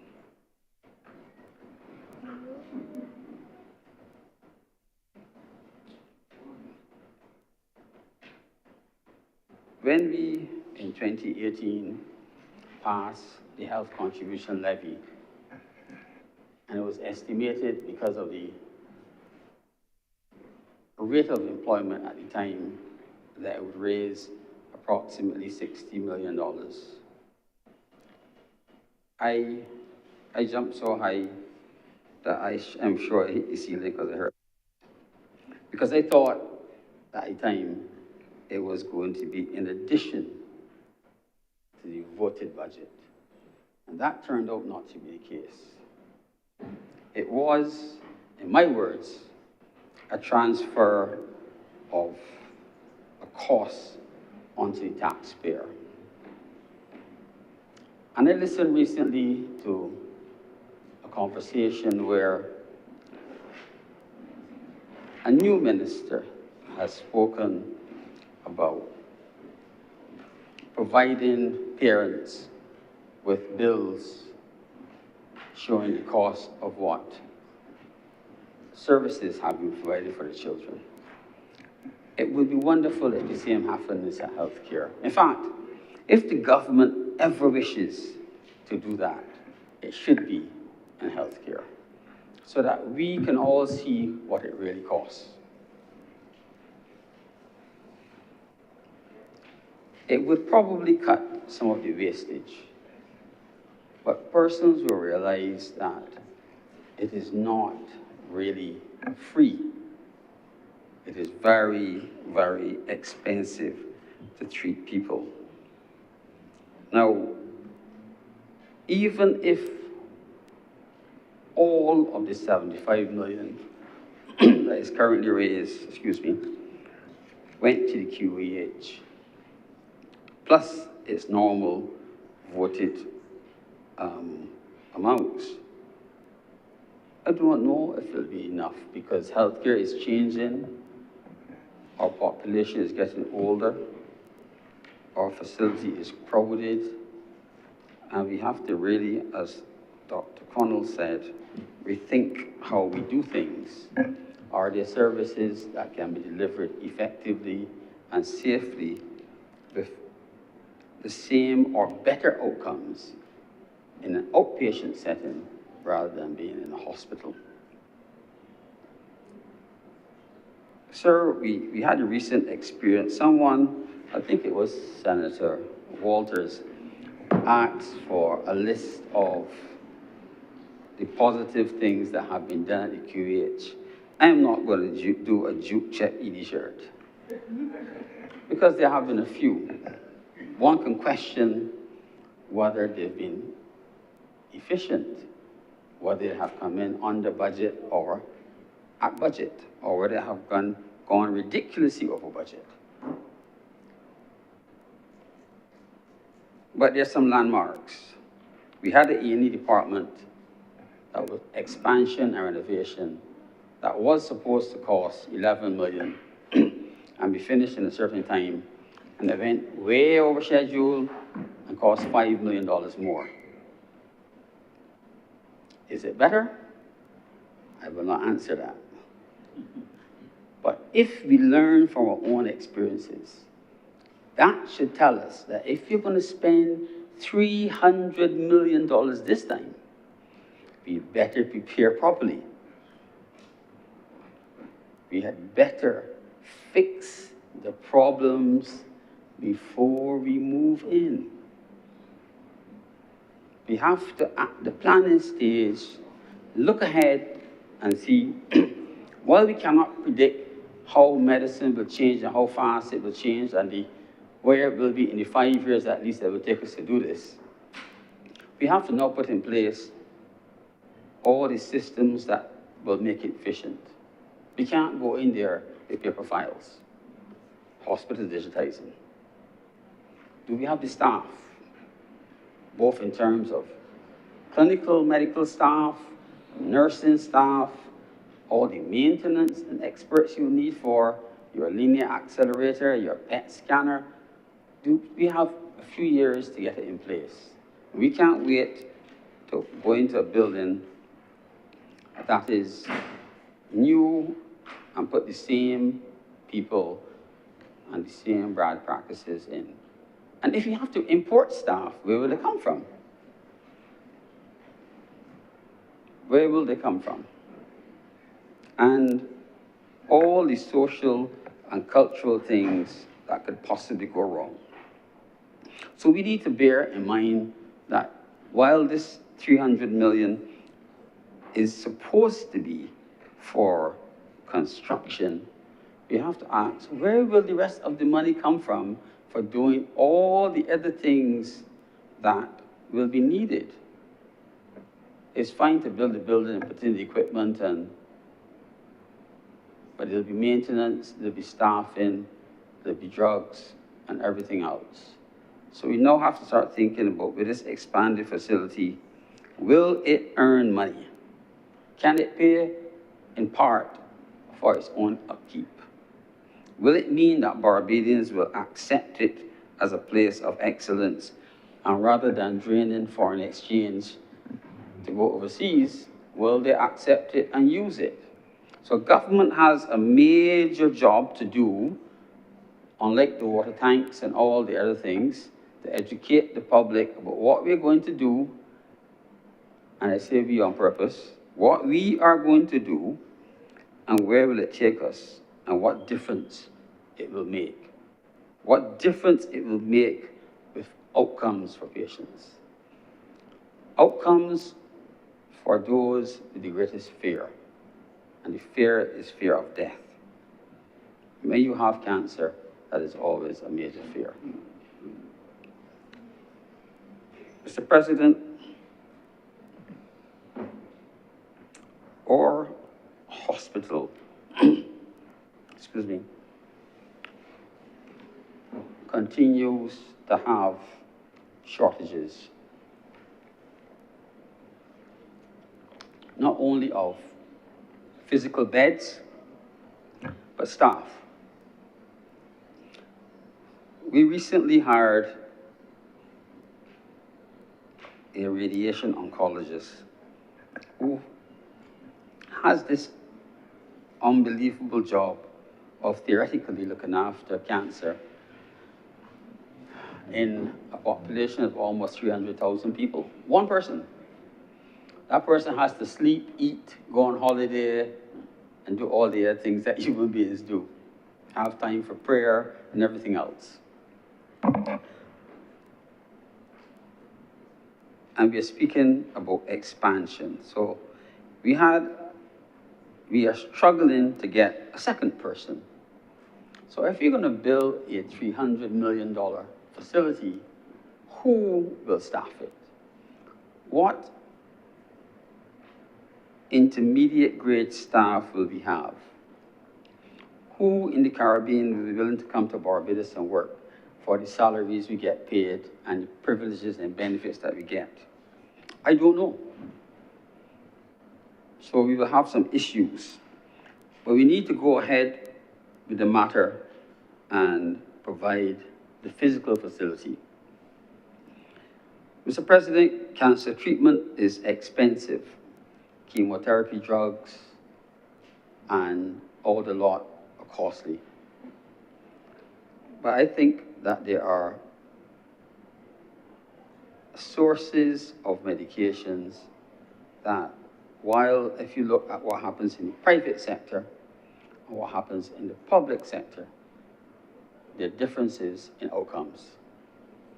So if you're going to speak about a cancer treatment center, there should be a point in time where we can look back, or as Dr. Connell was suggesting, we have to gather the data continuously and look back and say, we have just spent $500 million, and these are the improvements in outcomes. Because if at a certain point in time, you can't see improvements in outcomes. And outcomes don't necessarily mean longevity. It might be outcomes, improve outcomes in terms of your quality of life after treatment. Most people want improve outcomes in terms of longevity. I too want that. We have to be able to look back and see whether, when we have done what we said we want to do, if it has made a difference. But we have to get it right. So there should be provision for lots of research, even on our existing data. But the government has to run it. Government has to drive it. The university can participate at a ground level, and they do, but the government has to have a comprehensive plan. Mr. President, our cancer burden for gastrointestinal cancers and prostate cancer and all the female cancer is large. And every day we hear of someone else in our age group, sir, who has gone the other side. And sometimes you hear the sad stories of delays, and the government, on its positive side, has recently spent a large sum of money. I do not know the exact cost, somewhere in the region of, I think, $12 to $14 million to install a linear accelerator. That has been long overdue. It will hopefully bring better outcomes for those who can be treated. And government has also spent large sums of money in the interim while that delayed project was going on to send people overseas. But we must remember that while we can say we have now started treatment locally, those in the backlog still have to be treated, and you cannot treat them all in one day. So I do not know if the government has contemplated stopping the program of sending persons overseas, but I believe that the two need to run in parallel until you catch up. Otherwise, there'll be persons who unfortunately will have poor outcomes because of lack of treatment. You might have a facility here, but because you have a backlog and there are delays, people will still be waiting. Now, sir, I do not know what's the start time for the center. When will it be finished? And how long it will take us to correct the deficits that we have and employ all the people that we need to get things running correctly. So I expect that there will be a large committee, not necessarily in terms of numbers of people, but in terms of brain power, who will oversee this major change, because we have a hospital where one department is going to be treated with a $300 million plus injection of capital. And that says that we believe that we have a big problem. Unfortunately, the problem that Dr. Connell spoke about with the chronic non-communicable diseases and their complications do not get the same sort of profile as will happen when you build a big, tall new building. But the burdens and the difficulties that we have in the QEH, in the A&E, and on our wards are not going to go away. And they will still probably get worse. Not because the people who are there are not doing a good job, but the sheer volume overwhelms us. So I hope that there is somewhere secretly a plan being hatched to find alternative space to house those people so that the other parts of the hospital that are being stopped from functioning like the surgical operating rooms, because the ICUs are filled, there will be a solution or solutions found to those problems, and that people's outcomes are not made worse because of delays in treatment.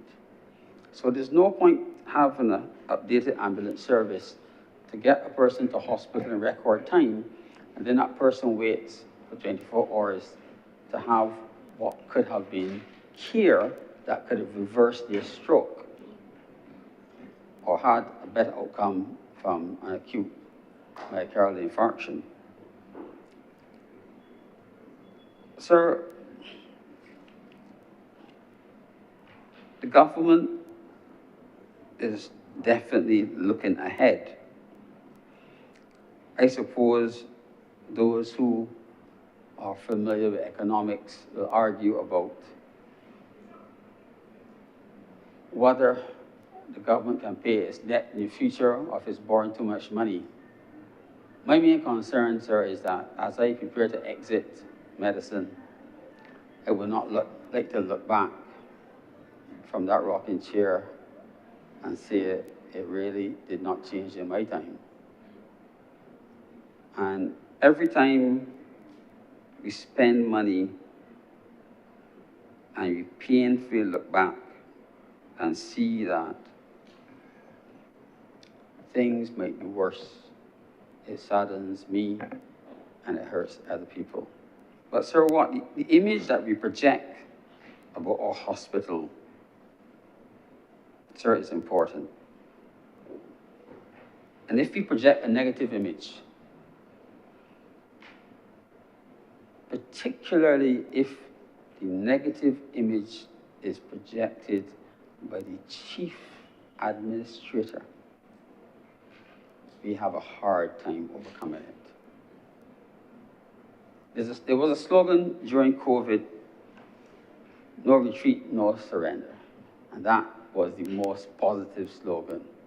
But it was equally matched with the one that said, don't come here. And if you tell people don't come here often enough, they will not come. And when they do come, they will always be unhappy. So we now have to work and say, do come here. We can help you. But when they arrive, we must be able to do the things that we say we can do and produce better outcomes, sir. Sir, I thank you. Thank you very much, Senator Naylor. Senator Worrell. Thank you, Mr. President. I rise to make a brief contribution in this debate with regard to the two loans agreements before the Senate.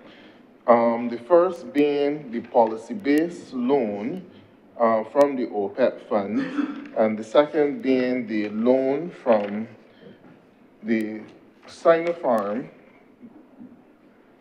China Sinopharm International Corporation, which will go towards the expansion of the Queen Elizabeth Hospital. Mr. President, in making this brief contribution, Mr. President, I wanted to, the policy-based loan, I believe that the leader of government business did not offer us, well, the lead spokesperson did not offer the chamber sufficient information on this loan. And I think when you are discussing a policy-based loan, it is different from the loan from the Sinopharm International Corporation, because we know the specific project which it will be going towards. But I think that the public of Barbados have a right to know where this money, 100 million Barbados dollars in total, will be going to. Policy-based loans are very broad. It's not necessarily to a project. It could be used to pay salaries. It could be used to pay debt. It could be used for a number of things. Even though the legislation said it goes towards social services, our social services in this country are wide. So could we have a specific breakdown of the government intended plan of utilization of this policy-based loan, Mr. President? That, I believe, is information that should be made available to the Chamber and to the people of Barbados. Barbadians are becoming wary of the consistent borrowing of this government, and we are not seeing the residual benefit in terms of the projects that the money is being applied to. Yes, we know that governments need to borrow in terms of continuing their infrastructural program, capital works project, and for economic development. But we have a government that has borrowed money, and many of the projects which they have invested in have not contributed to the economic development or growth of the country. You have a government that has borrowed money, and that money has gone into wastage and monuments, which Barbadians up to this day have no idea what they're for. One classic example, and the correct minister will be responding to this, would be the structure at Newton as you go from Coral Cemetery to the Newton Roundabout. Passed there a few days ago, and the curtain seems to be flapping in the wind, ready to blow off. This is a project which was implemented for Carifesta. We do understand that there may have been a few Carifesta events there, but many Barbadians would like to know, what is it? What is it for? What is it used for? And another critical question, Mr. President, with this government, what was the cost? Because up to this day, we cannot get out of this government an idea of the cost for hosting Carifesta, and further, an idea of the cost of many of the monuments which were established for Carifesta, including that monument at Newton, which is almost like a dilapidated chicken pen at this stage, with the canvas flying all over the. I believe that to save face, you should rush, Mr. President, the government should rush people up there to change the curtains for Christmas. Because it looked to me as though that was the intended plan, to change the curtains for Christmas. And the others on that side, Mr. President, they will joke when my colleague Senator make strong remarks about the concern, bring to you the concern of the people of Barbados, but they're not getting it. That Barbadians are very worried and concerned about the debt which they have racked up, and they cannot see it being invested in projects to the development of this country. Agriculture is struggling. You're not seeing any investment in agriculture. The only investment you seem to be getting is in tourism, but we cannot rely on tourism solely for the economic growth and development in this country. There are monuments. Senator Morris, please. I can hear you up here. There are monuments that are being erected all over the place, and we do not know the cost of these monuments, and they're not attracting any economic gain for the country. They're not employing Barbadians in any significant way. Then there are the road projects, Mr. President. It's a policy-based loan, social services. It could very well be going towards the roads as well, Mr. President. I am asking for clarification on that. But after the heavy rainfall which we had a couple weeks ago in November, just before independence, many Barbadians were shocked, and to this day are horrified at the roads which they have to drive on, because it's more or less you're not driving on roads, you're navigating across potholes to get from part A to part B in Barbados. And this government has wasted significant amounts of money in the Mill and Pave program, Mr. President. And that Mill and Pave program has resulted in all of the paved roads being washed off in sheets and clumps. You can go to some of the areas and you will see the clumps of the pavement next to the side of the road as a result of the heavy rainfall. We are concerned that the loans and the money being borrowed is not being spent to the benefit of the people of Barbados. And this government campaigned on resilience. And if resilience in terms of having roads that could withstand 2 inches of rainfall, if you don't consider that to be resilience, I don't know where the money is going, and I don't understand it. The roads, Mr. President, should be able to withstand 2 inches of rainfall or 6 hours of rainfall or 8 hours of rainfall, because you complain in that you are getting loans to build out the resilience of this country. No, we didn't face Hurricane Melissa. We just faced 6 to 8 hours of heavy rainfall in November. And every single road in Barbados is a pothole network today. And this government campaigned that they were fixing that, and they were fixing drainage in Barbados. We are concerned about that. The people of Barbados are concerned that the money is not being spent the correct way, and this government is just borrowing money, and somebody's pocket must be getting fat from working on the projects. And all Barbadians and taxpayers, we are just paying heavy taxes. It's a result of the heavy borrowing that the cost of living in this country cannot come down, Mr. President, because of the heavy taxes. And again, going back to the policy-based loan,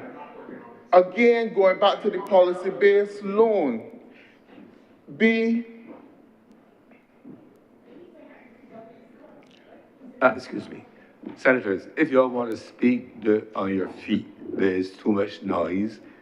I've heard it in the broadcast, it affects the quality of the broadcast. If I can hear you all here, then it's going to feed it to the mic. So just chill, please. Continue, Senator Worrell. Thank you, Mr. President.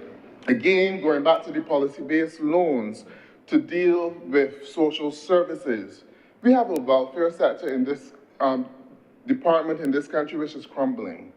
You have persons who made requests to welfare for assistance with food. 3 and 4 months ago and up to this day, the welfare officer cannot get back to them with the assistance. Is this policy-based loan going to supplement the welfare department so that they will be able to address the needs and the concerns of those persons? You have persons reaching out to the welfare department who were asked by the welfare department to seek accommodation, and the welfare will be willing to pay the rent for those individuals because of their housing situation is not adequate. They did that. And some were successfully able to find persons who were willing to rent their properties to the welfare department. And you know, up to this day, some of those people are still being disadvantaged and not being able to move into those accommodations because the welfare department in this country has not made the site visit or approved the rental accommodations for persons that they're told. And they're asked to find rental accommodation, and we will pay for it. For 3 and 4 months, Mr. President, that is unjust. That is unfair to the vulnerable person in this country. Because people don't go to welfare just because they need it. And there are some cases where people desperately need that assistance. And a government that cares should make sure that the assistance is provided. So I'm asking Senator Monroe Knight, is the policy-based loan going to finance the welfare department? And why is the welfare department not adequately financed out of the high taxes which this government has raked in from the people of this country? The high taxes which continue to cause the cost of living in this country to be high. All of these are things that are going on in this country which are unfair and unjust to the people of this country. And when you have to question and critique the government on their borrowing, they cackle like hyenas as though it is some sort of joke, when it is real to the people of Barbados, Mr. President. And with regard to the payment of national insurance, Mr. President, you can go across the length and breadth of Barbados and ask any civil servant if they ever receive a statement from the national insurance saying that their NIS was not paid. But I challenge Senator Monroe Knight to give an account to the people of Barbados of the number of contract workers hired by this Barbados Labour Party government who national insurance is not being paid for because they're being considered as self-employed persons. And when they go to the national insurance to try to pay national insurance as a self-employed individual, they're denied that right because national insurance rightly tell them you are not self-employed, you are employed by an organization. And I speak of the persons working at the Sports Council. I speak of the persons working at the NCC, all of those areas. And this government should be ashamed to even get up in this house to make people think that they did everything great for the national insurance of Barbados, and to know that the national insurance need those funds, but you're not paying them for average Barbadians who you employed as contract workers. Week on, week off, so that they would have to come back to you and feel persons who cannot continue with their life, because as long as you are not paying national insurance for them, they're not considered to be in a position to go and get a loan. They can't even go to court to bring them to bed. And that's probably why some of these same persons will need to go to the welfare for assistance with housing, because they don't have the track record, because you're not paying the national insurance for them, because your conditions of service for them are not sufficient that they can move on with their lives, Mr. President. So let Senator Monroe Knight respond to that. I'm waiting to hear what is the true number, Mr. President. With regard to the Sinopharm loan, now, we do know that the Queen Elizabeth Hospital needs the expansion. We don't argue with that. We do know that it needs the development. But I am glad to hear the contribution of Senator Connell and Senator Maynard, who live the experience on a daily basis. Barbadians are concerned about the Queen Elizabeth Hospital accident and emergency in particular. They see it as a death trap. They regard it as a nightmare. The junior minister in the other place made a statement that this is not true and was heavily ridiculed by the public for that statement, because that is not the lived reality of many Barbadians that have to spend 3 and 4 days or 5 days in accident and emergency waiting to be seen by a doctor. And as Dr. Connell, Senator Connell referred, in some cases, it's a life and death situation. If it's a heart attack, you have a couple of hours. If it's a stroke, whatever the case might be, we need to improve on this situation. Money was borrowed to expand the accident and emergency department with the expectation that it would have dealt with that bottleneck. But Senator Connell mentioned some of the things which caused the bottleneck. The fact that, one, even though you tell the patients don't come to accident and emergency and go to the private facilities, when they do go to the private facilities and are then referred to the said accident and emergency, the wait time is the same, the referral letters are not even looked at, and the consultants that arrangements may have been made in the private facilities don't hear about the arrival of these patients until 3 or 4 days after they have been sitting in accident and emergency. These things need to be fixed, Mr. President. And like Senator Maynard said, just expanding the facility will not fix the problem. It will give you additional space. Yes, you do need the additional beds, which I believe is like 90 beds or so, which is part of the challenge. And you had a facility which could have assisted with that in the short term until that is built, because we are agreeing on the loan now, but that facility may not come on stream for another 4 years. But we need to have a solution to the current everyday crisis that Barbadians are facing. And the solution to that problem, Mr. President, stands within the Harrison Point facility. And this government should be ashamed that after spending $120 million to retrofit that facility, put the best equipment there for it not to be utilized now to address the bottlenecks at the Queen Elizabeth Hospital and to assist in the healthcare delivery of the people of Barbados. These are things that this government must stand accountable for, Mr. President. And when Barbadians say that they're concerned about the borrowing and the way that the money is being spent, it is real because they're feeling it in their pockets. They pay the high taxes and the high costs of living in this country. They have family members who go to accident and emergency and wait 5 days, and some of them don't come out of accident and emergency, unfortunately, Mr. President. They have family members who've been waiting on operations at the Queen Elizabeth Hospital for 6 months or a year, and when the time for the appointment comes back, they get another one. They get another 6-month wait, Mr. President. I think that Barbadians, after borrowing over $7.6 billion, they would like to see a resolution of all of these problems.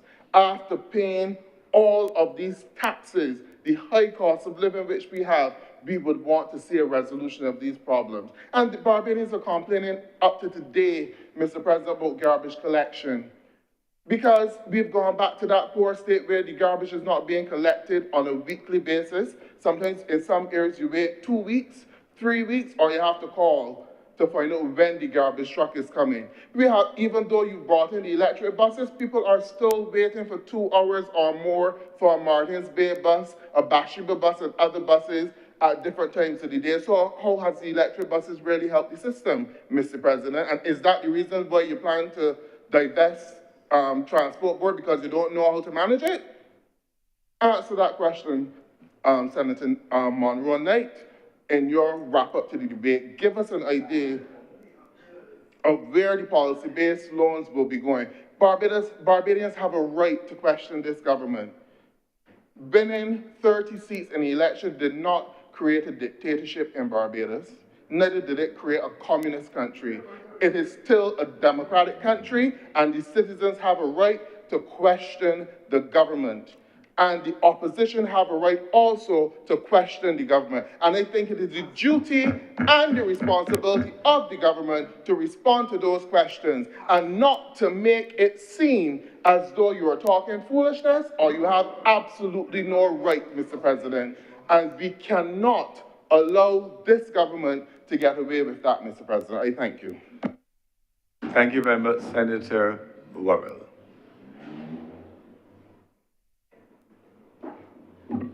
Thank you, Mr. President. Senator Honorable Dr. Chantal Monroe, please, Rep.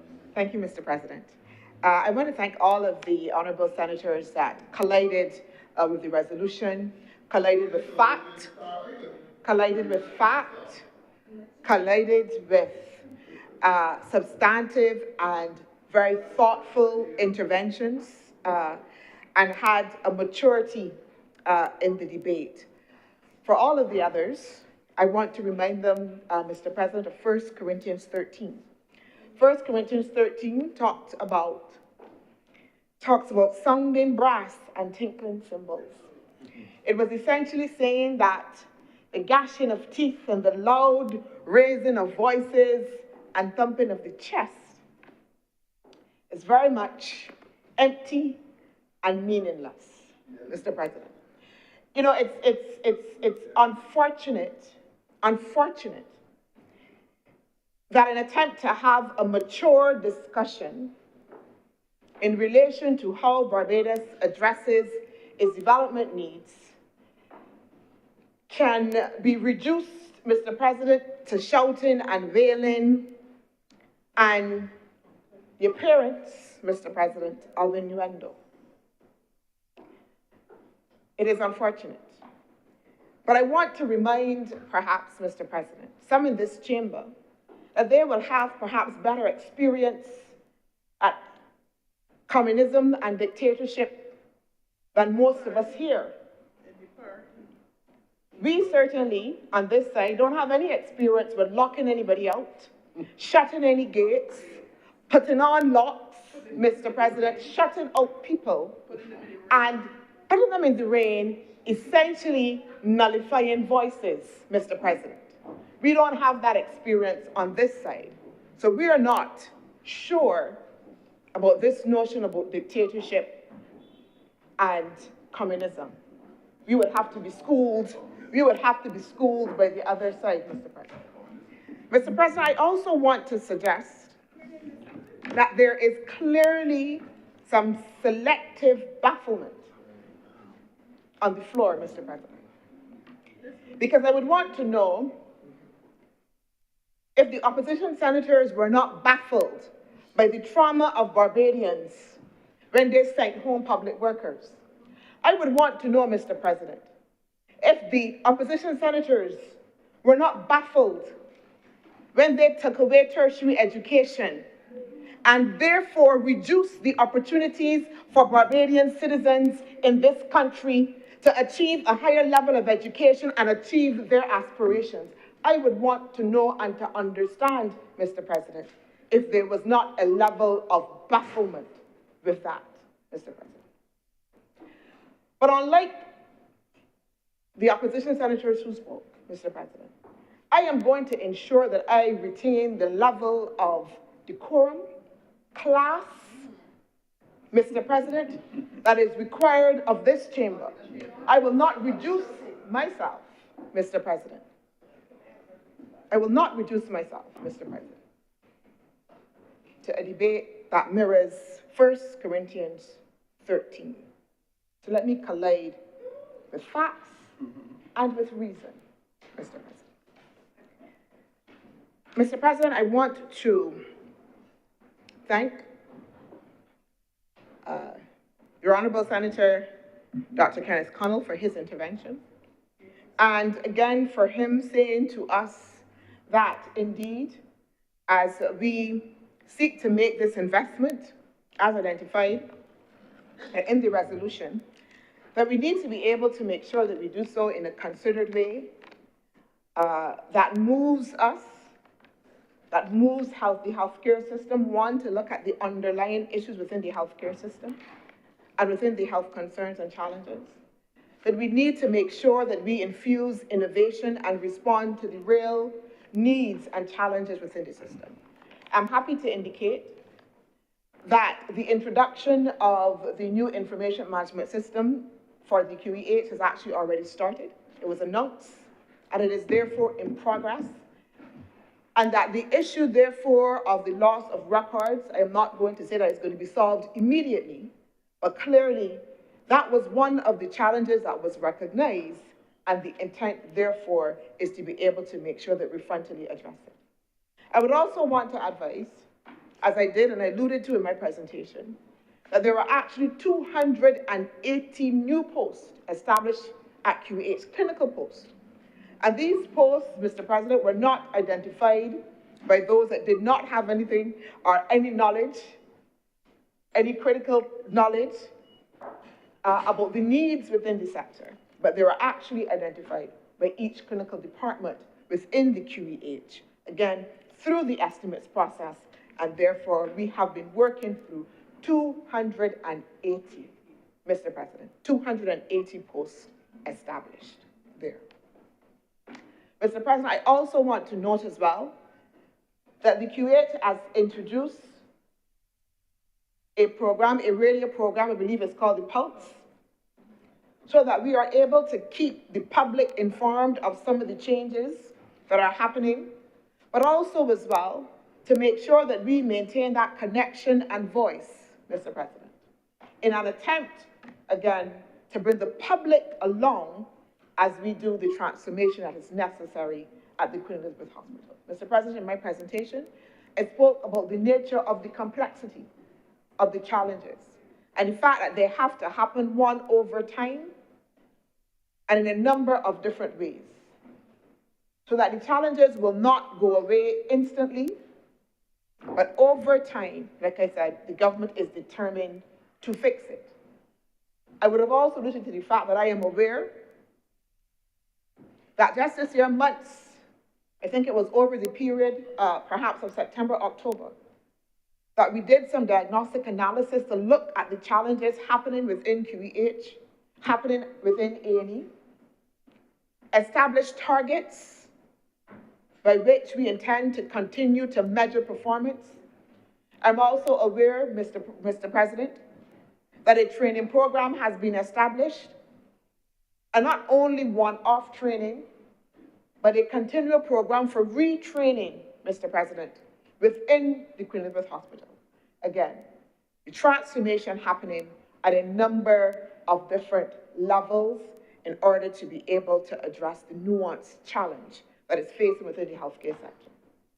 I'm also aware, Mr. President, that the government is looking at the issue of community care so that, again, rather than people having to have that primary care consistently to go to the QEH, that we can, within communities as well, help to train up people within communities to be able to take care, to check in, to have nurses, Mr. President, moving directly into communities, moving directly into households. We all should be aware that the Queen Elizabeth Hospital has already started its mobile unit that moves into communities, sometimes on demand, to be able at least to take care, do some diagnostic, Mr. President. So as I said, we are attempting, Mr. President, over time to be able to address some of the deficits within the healthcare. Mr. President, I also want to note that I had indeed spoken to the policy-based loan. I would have said that within this particular context, that the OPEC fund had looked at our portfolio, had said to us that they were comfortable with the IDB metrics. I would have called specifically the IDB. I would have indicated that the IDB metrics covered in particular two areas, one on gender and building our capacity there in being gender responsive. I would have also, Mr. President, have focused specifically on the amalgamation so that the fund, Mr. President, that we are borrowing are not intended, Mr. President, to fund salaries. Mr. President, we're not printing money and borrowing money to pay salaries. That's not this government. That's not this government. But it's intended to help us to be able to address strategic priorities, overarching strategic priorities, Mr. President, and I would have identified those. I would have said, and I reiterate for those whose ears are again selective, I was very clear when I indicated, and I'm repeating again, that policy-based loan would then follow those IDB metrics that are in place. I would have indicated in that context, Mr. President, that we were happy with that arrangement because as opposed to another partner coming and setting up another set of metrics that we could have had, then everybody being able to work on achieving and compound, essentially, this big objective within the social services sector, Mr. President. Mr. President, I also want to note that we are looking at the issue of agriculture and overall development. You know, it's always difficult because you have all these spurious things that come up within the discussion. And it would be interesting, I was saying to myself, that perhaps this government needs to have a record to show how much money we had to borrow to fix all of the things that we came into government to find broken. To find broken. To find that because of underinvestment and lack of care for the very people that they now pretend to care so much about, Mr. President. So much about, Mr. President, that we now have had to take up the mantle through our policies, again, through strategic mobilization of resources to be able to seek to address. And perhaps that is the scorecard that this government needs to be able to bring to the people, Mr. President. How much money we had to invest. Because that scorecard would show that a part of the debt that we had to repay was $407 million that we had to repay to clean up the CLICO mess, Mr. President. The scorecard will show that, because that's what we had to do, Mr. President. The scorecard would show that the investment includes something over $66 million that we have spent in road rehabilitation in Scotland District, Mr. President. The monuments that they scoff at and say we're spending money in monuments, I appreciate, Mr. President, they would not understand. I appreciate that they would not understand, because they don't understand nation building. They don't understand national identity and how to be able to do that. And how to be able to do that. The flapping curtains that they are talking about, Mr. President, provides opportunities for creatives to have performance space that they have not had.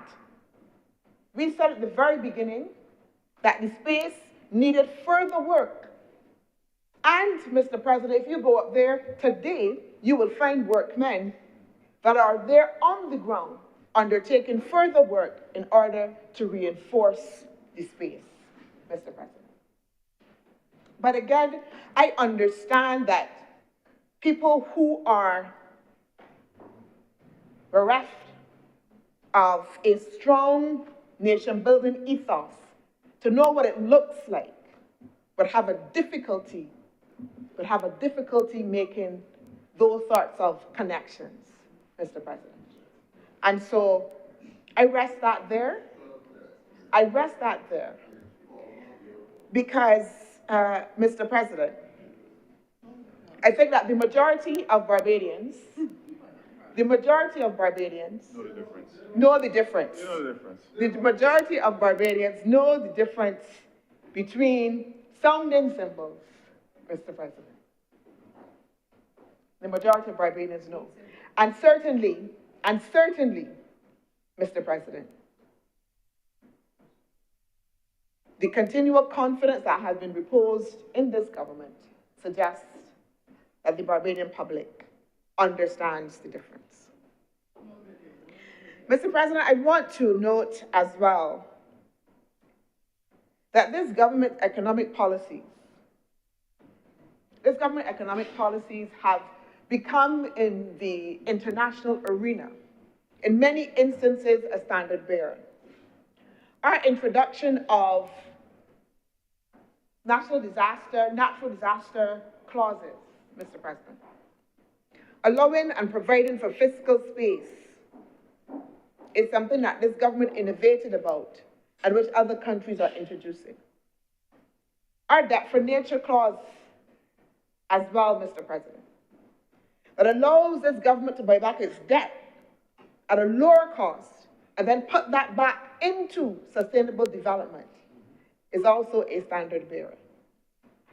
This government continues to be able to innovate around how it mobilizes its finance, how it mobilizes capital to meet its critical development needs. But there are some of us, again, that cannot comprehend what good and sound policy management looks like. That the track record clearly shows that, and therefore, their inability to be able to understand and comprehend is covered and to be covered by the continual beating of chest and bleating, Mr. President, and bleating. Mr. President,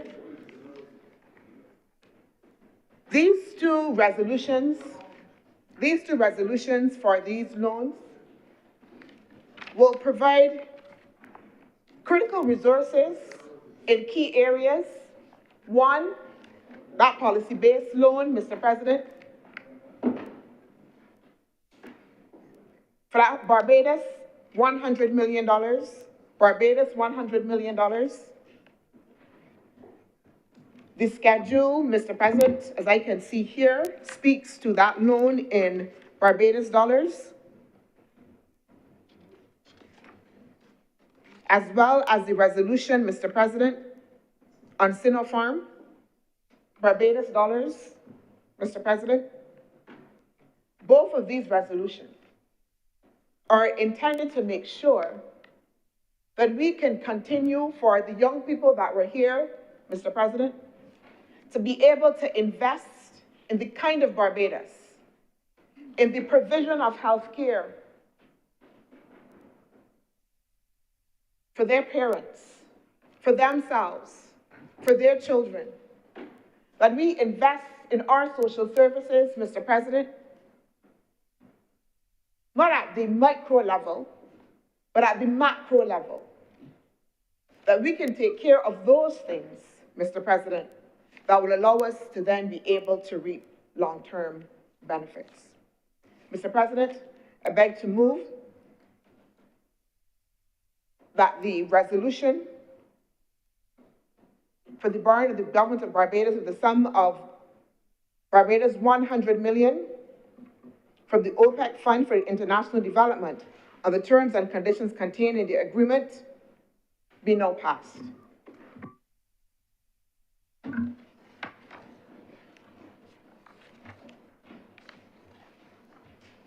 The question is that order number 11, which is the resolution to approve the borrowing of the sum of 100 million Barbados dollars. We have two loans, each of $50 million from the OPEC Fund for International Development for a program to strengthen social services. Do now pass. Will those honorable senators in favor, please say aye. Aye. Those against, please say no. Methinks the ayes have it. This resolution is now passed. Mr. President, I beg to, sorry.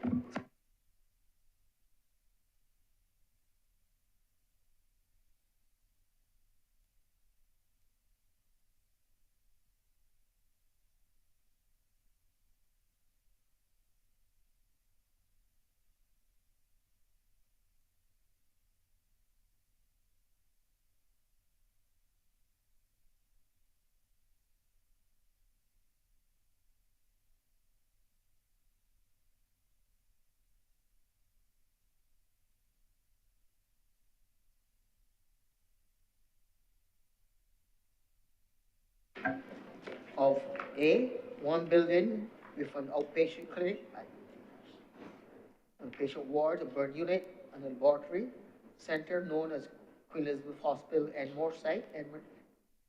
Extension, Lot 1 project, and B, one building with an oncology center and administration office and outside works known as Queen Elizabeth Hospital and more site, extension 1 or 2 project. Senator Moroni. Mr. President, I beg to move that order number 12 for the passing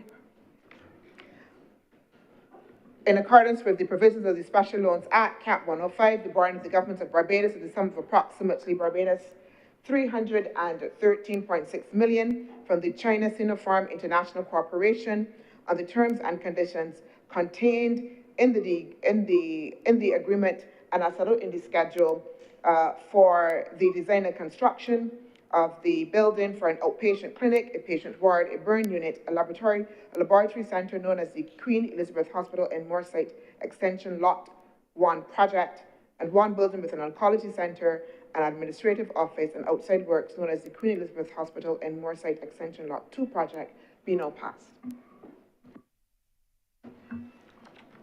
The question is that this resolution, as indicated for Barbados $313.6 million from China Sinopharm for the purposes of the two projects related to the extension of the Queen Elizabeth Hospital, Extension Lot 1 project and Extension Lot 2 project, do not pass. Those honorable senators in favor, please say aye. Aye. Those against, please say no. Methinks the ayes have it. This resolution is now passed.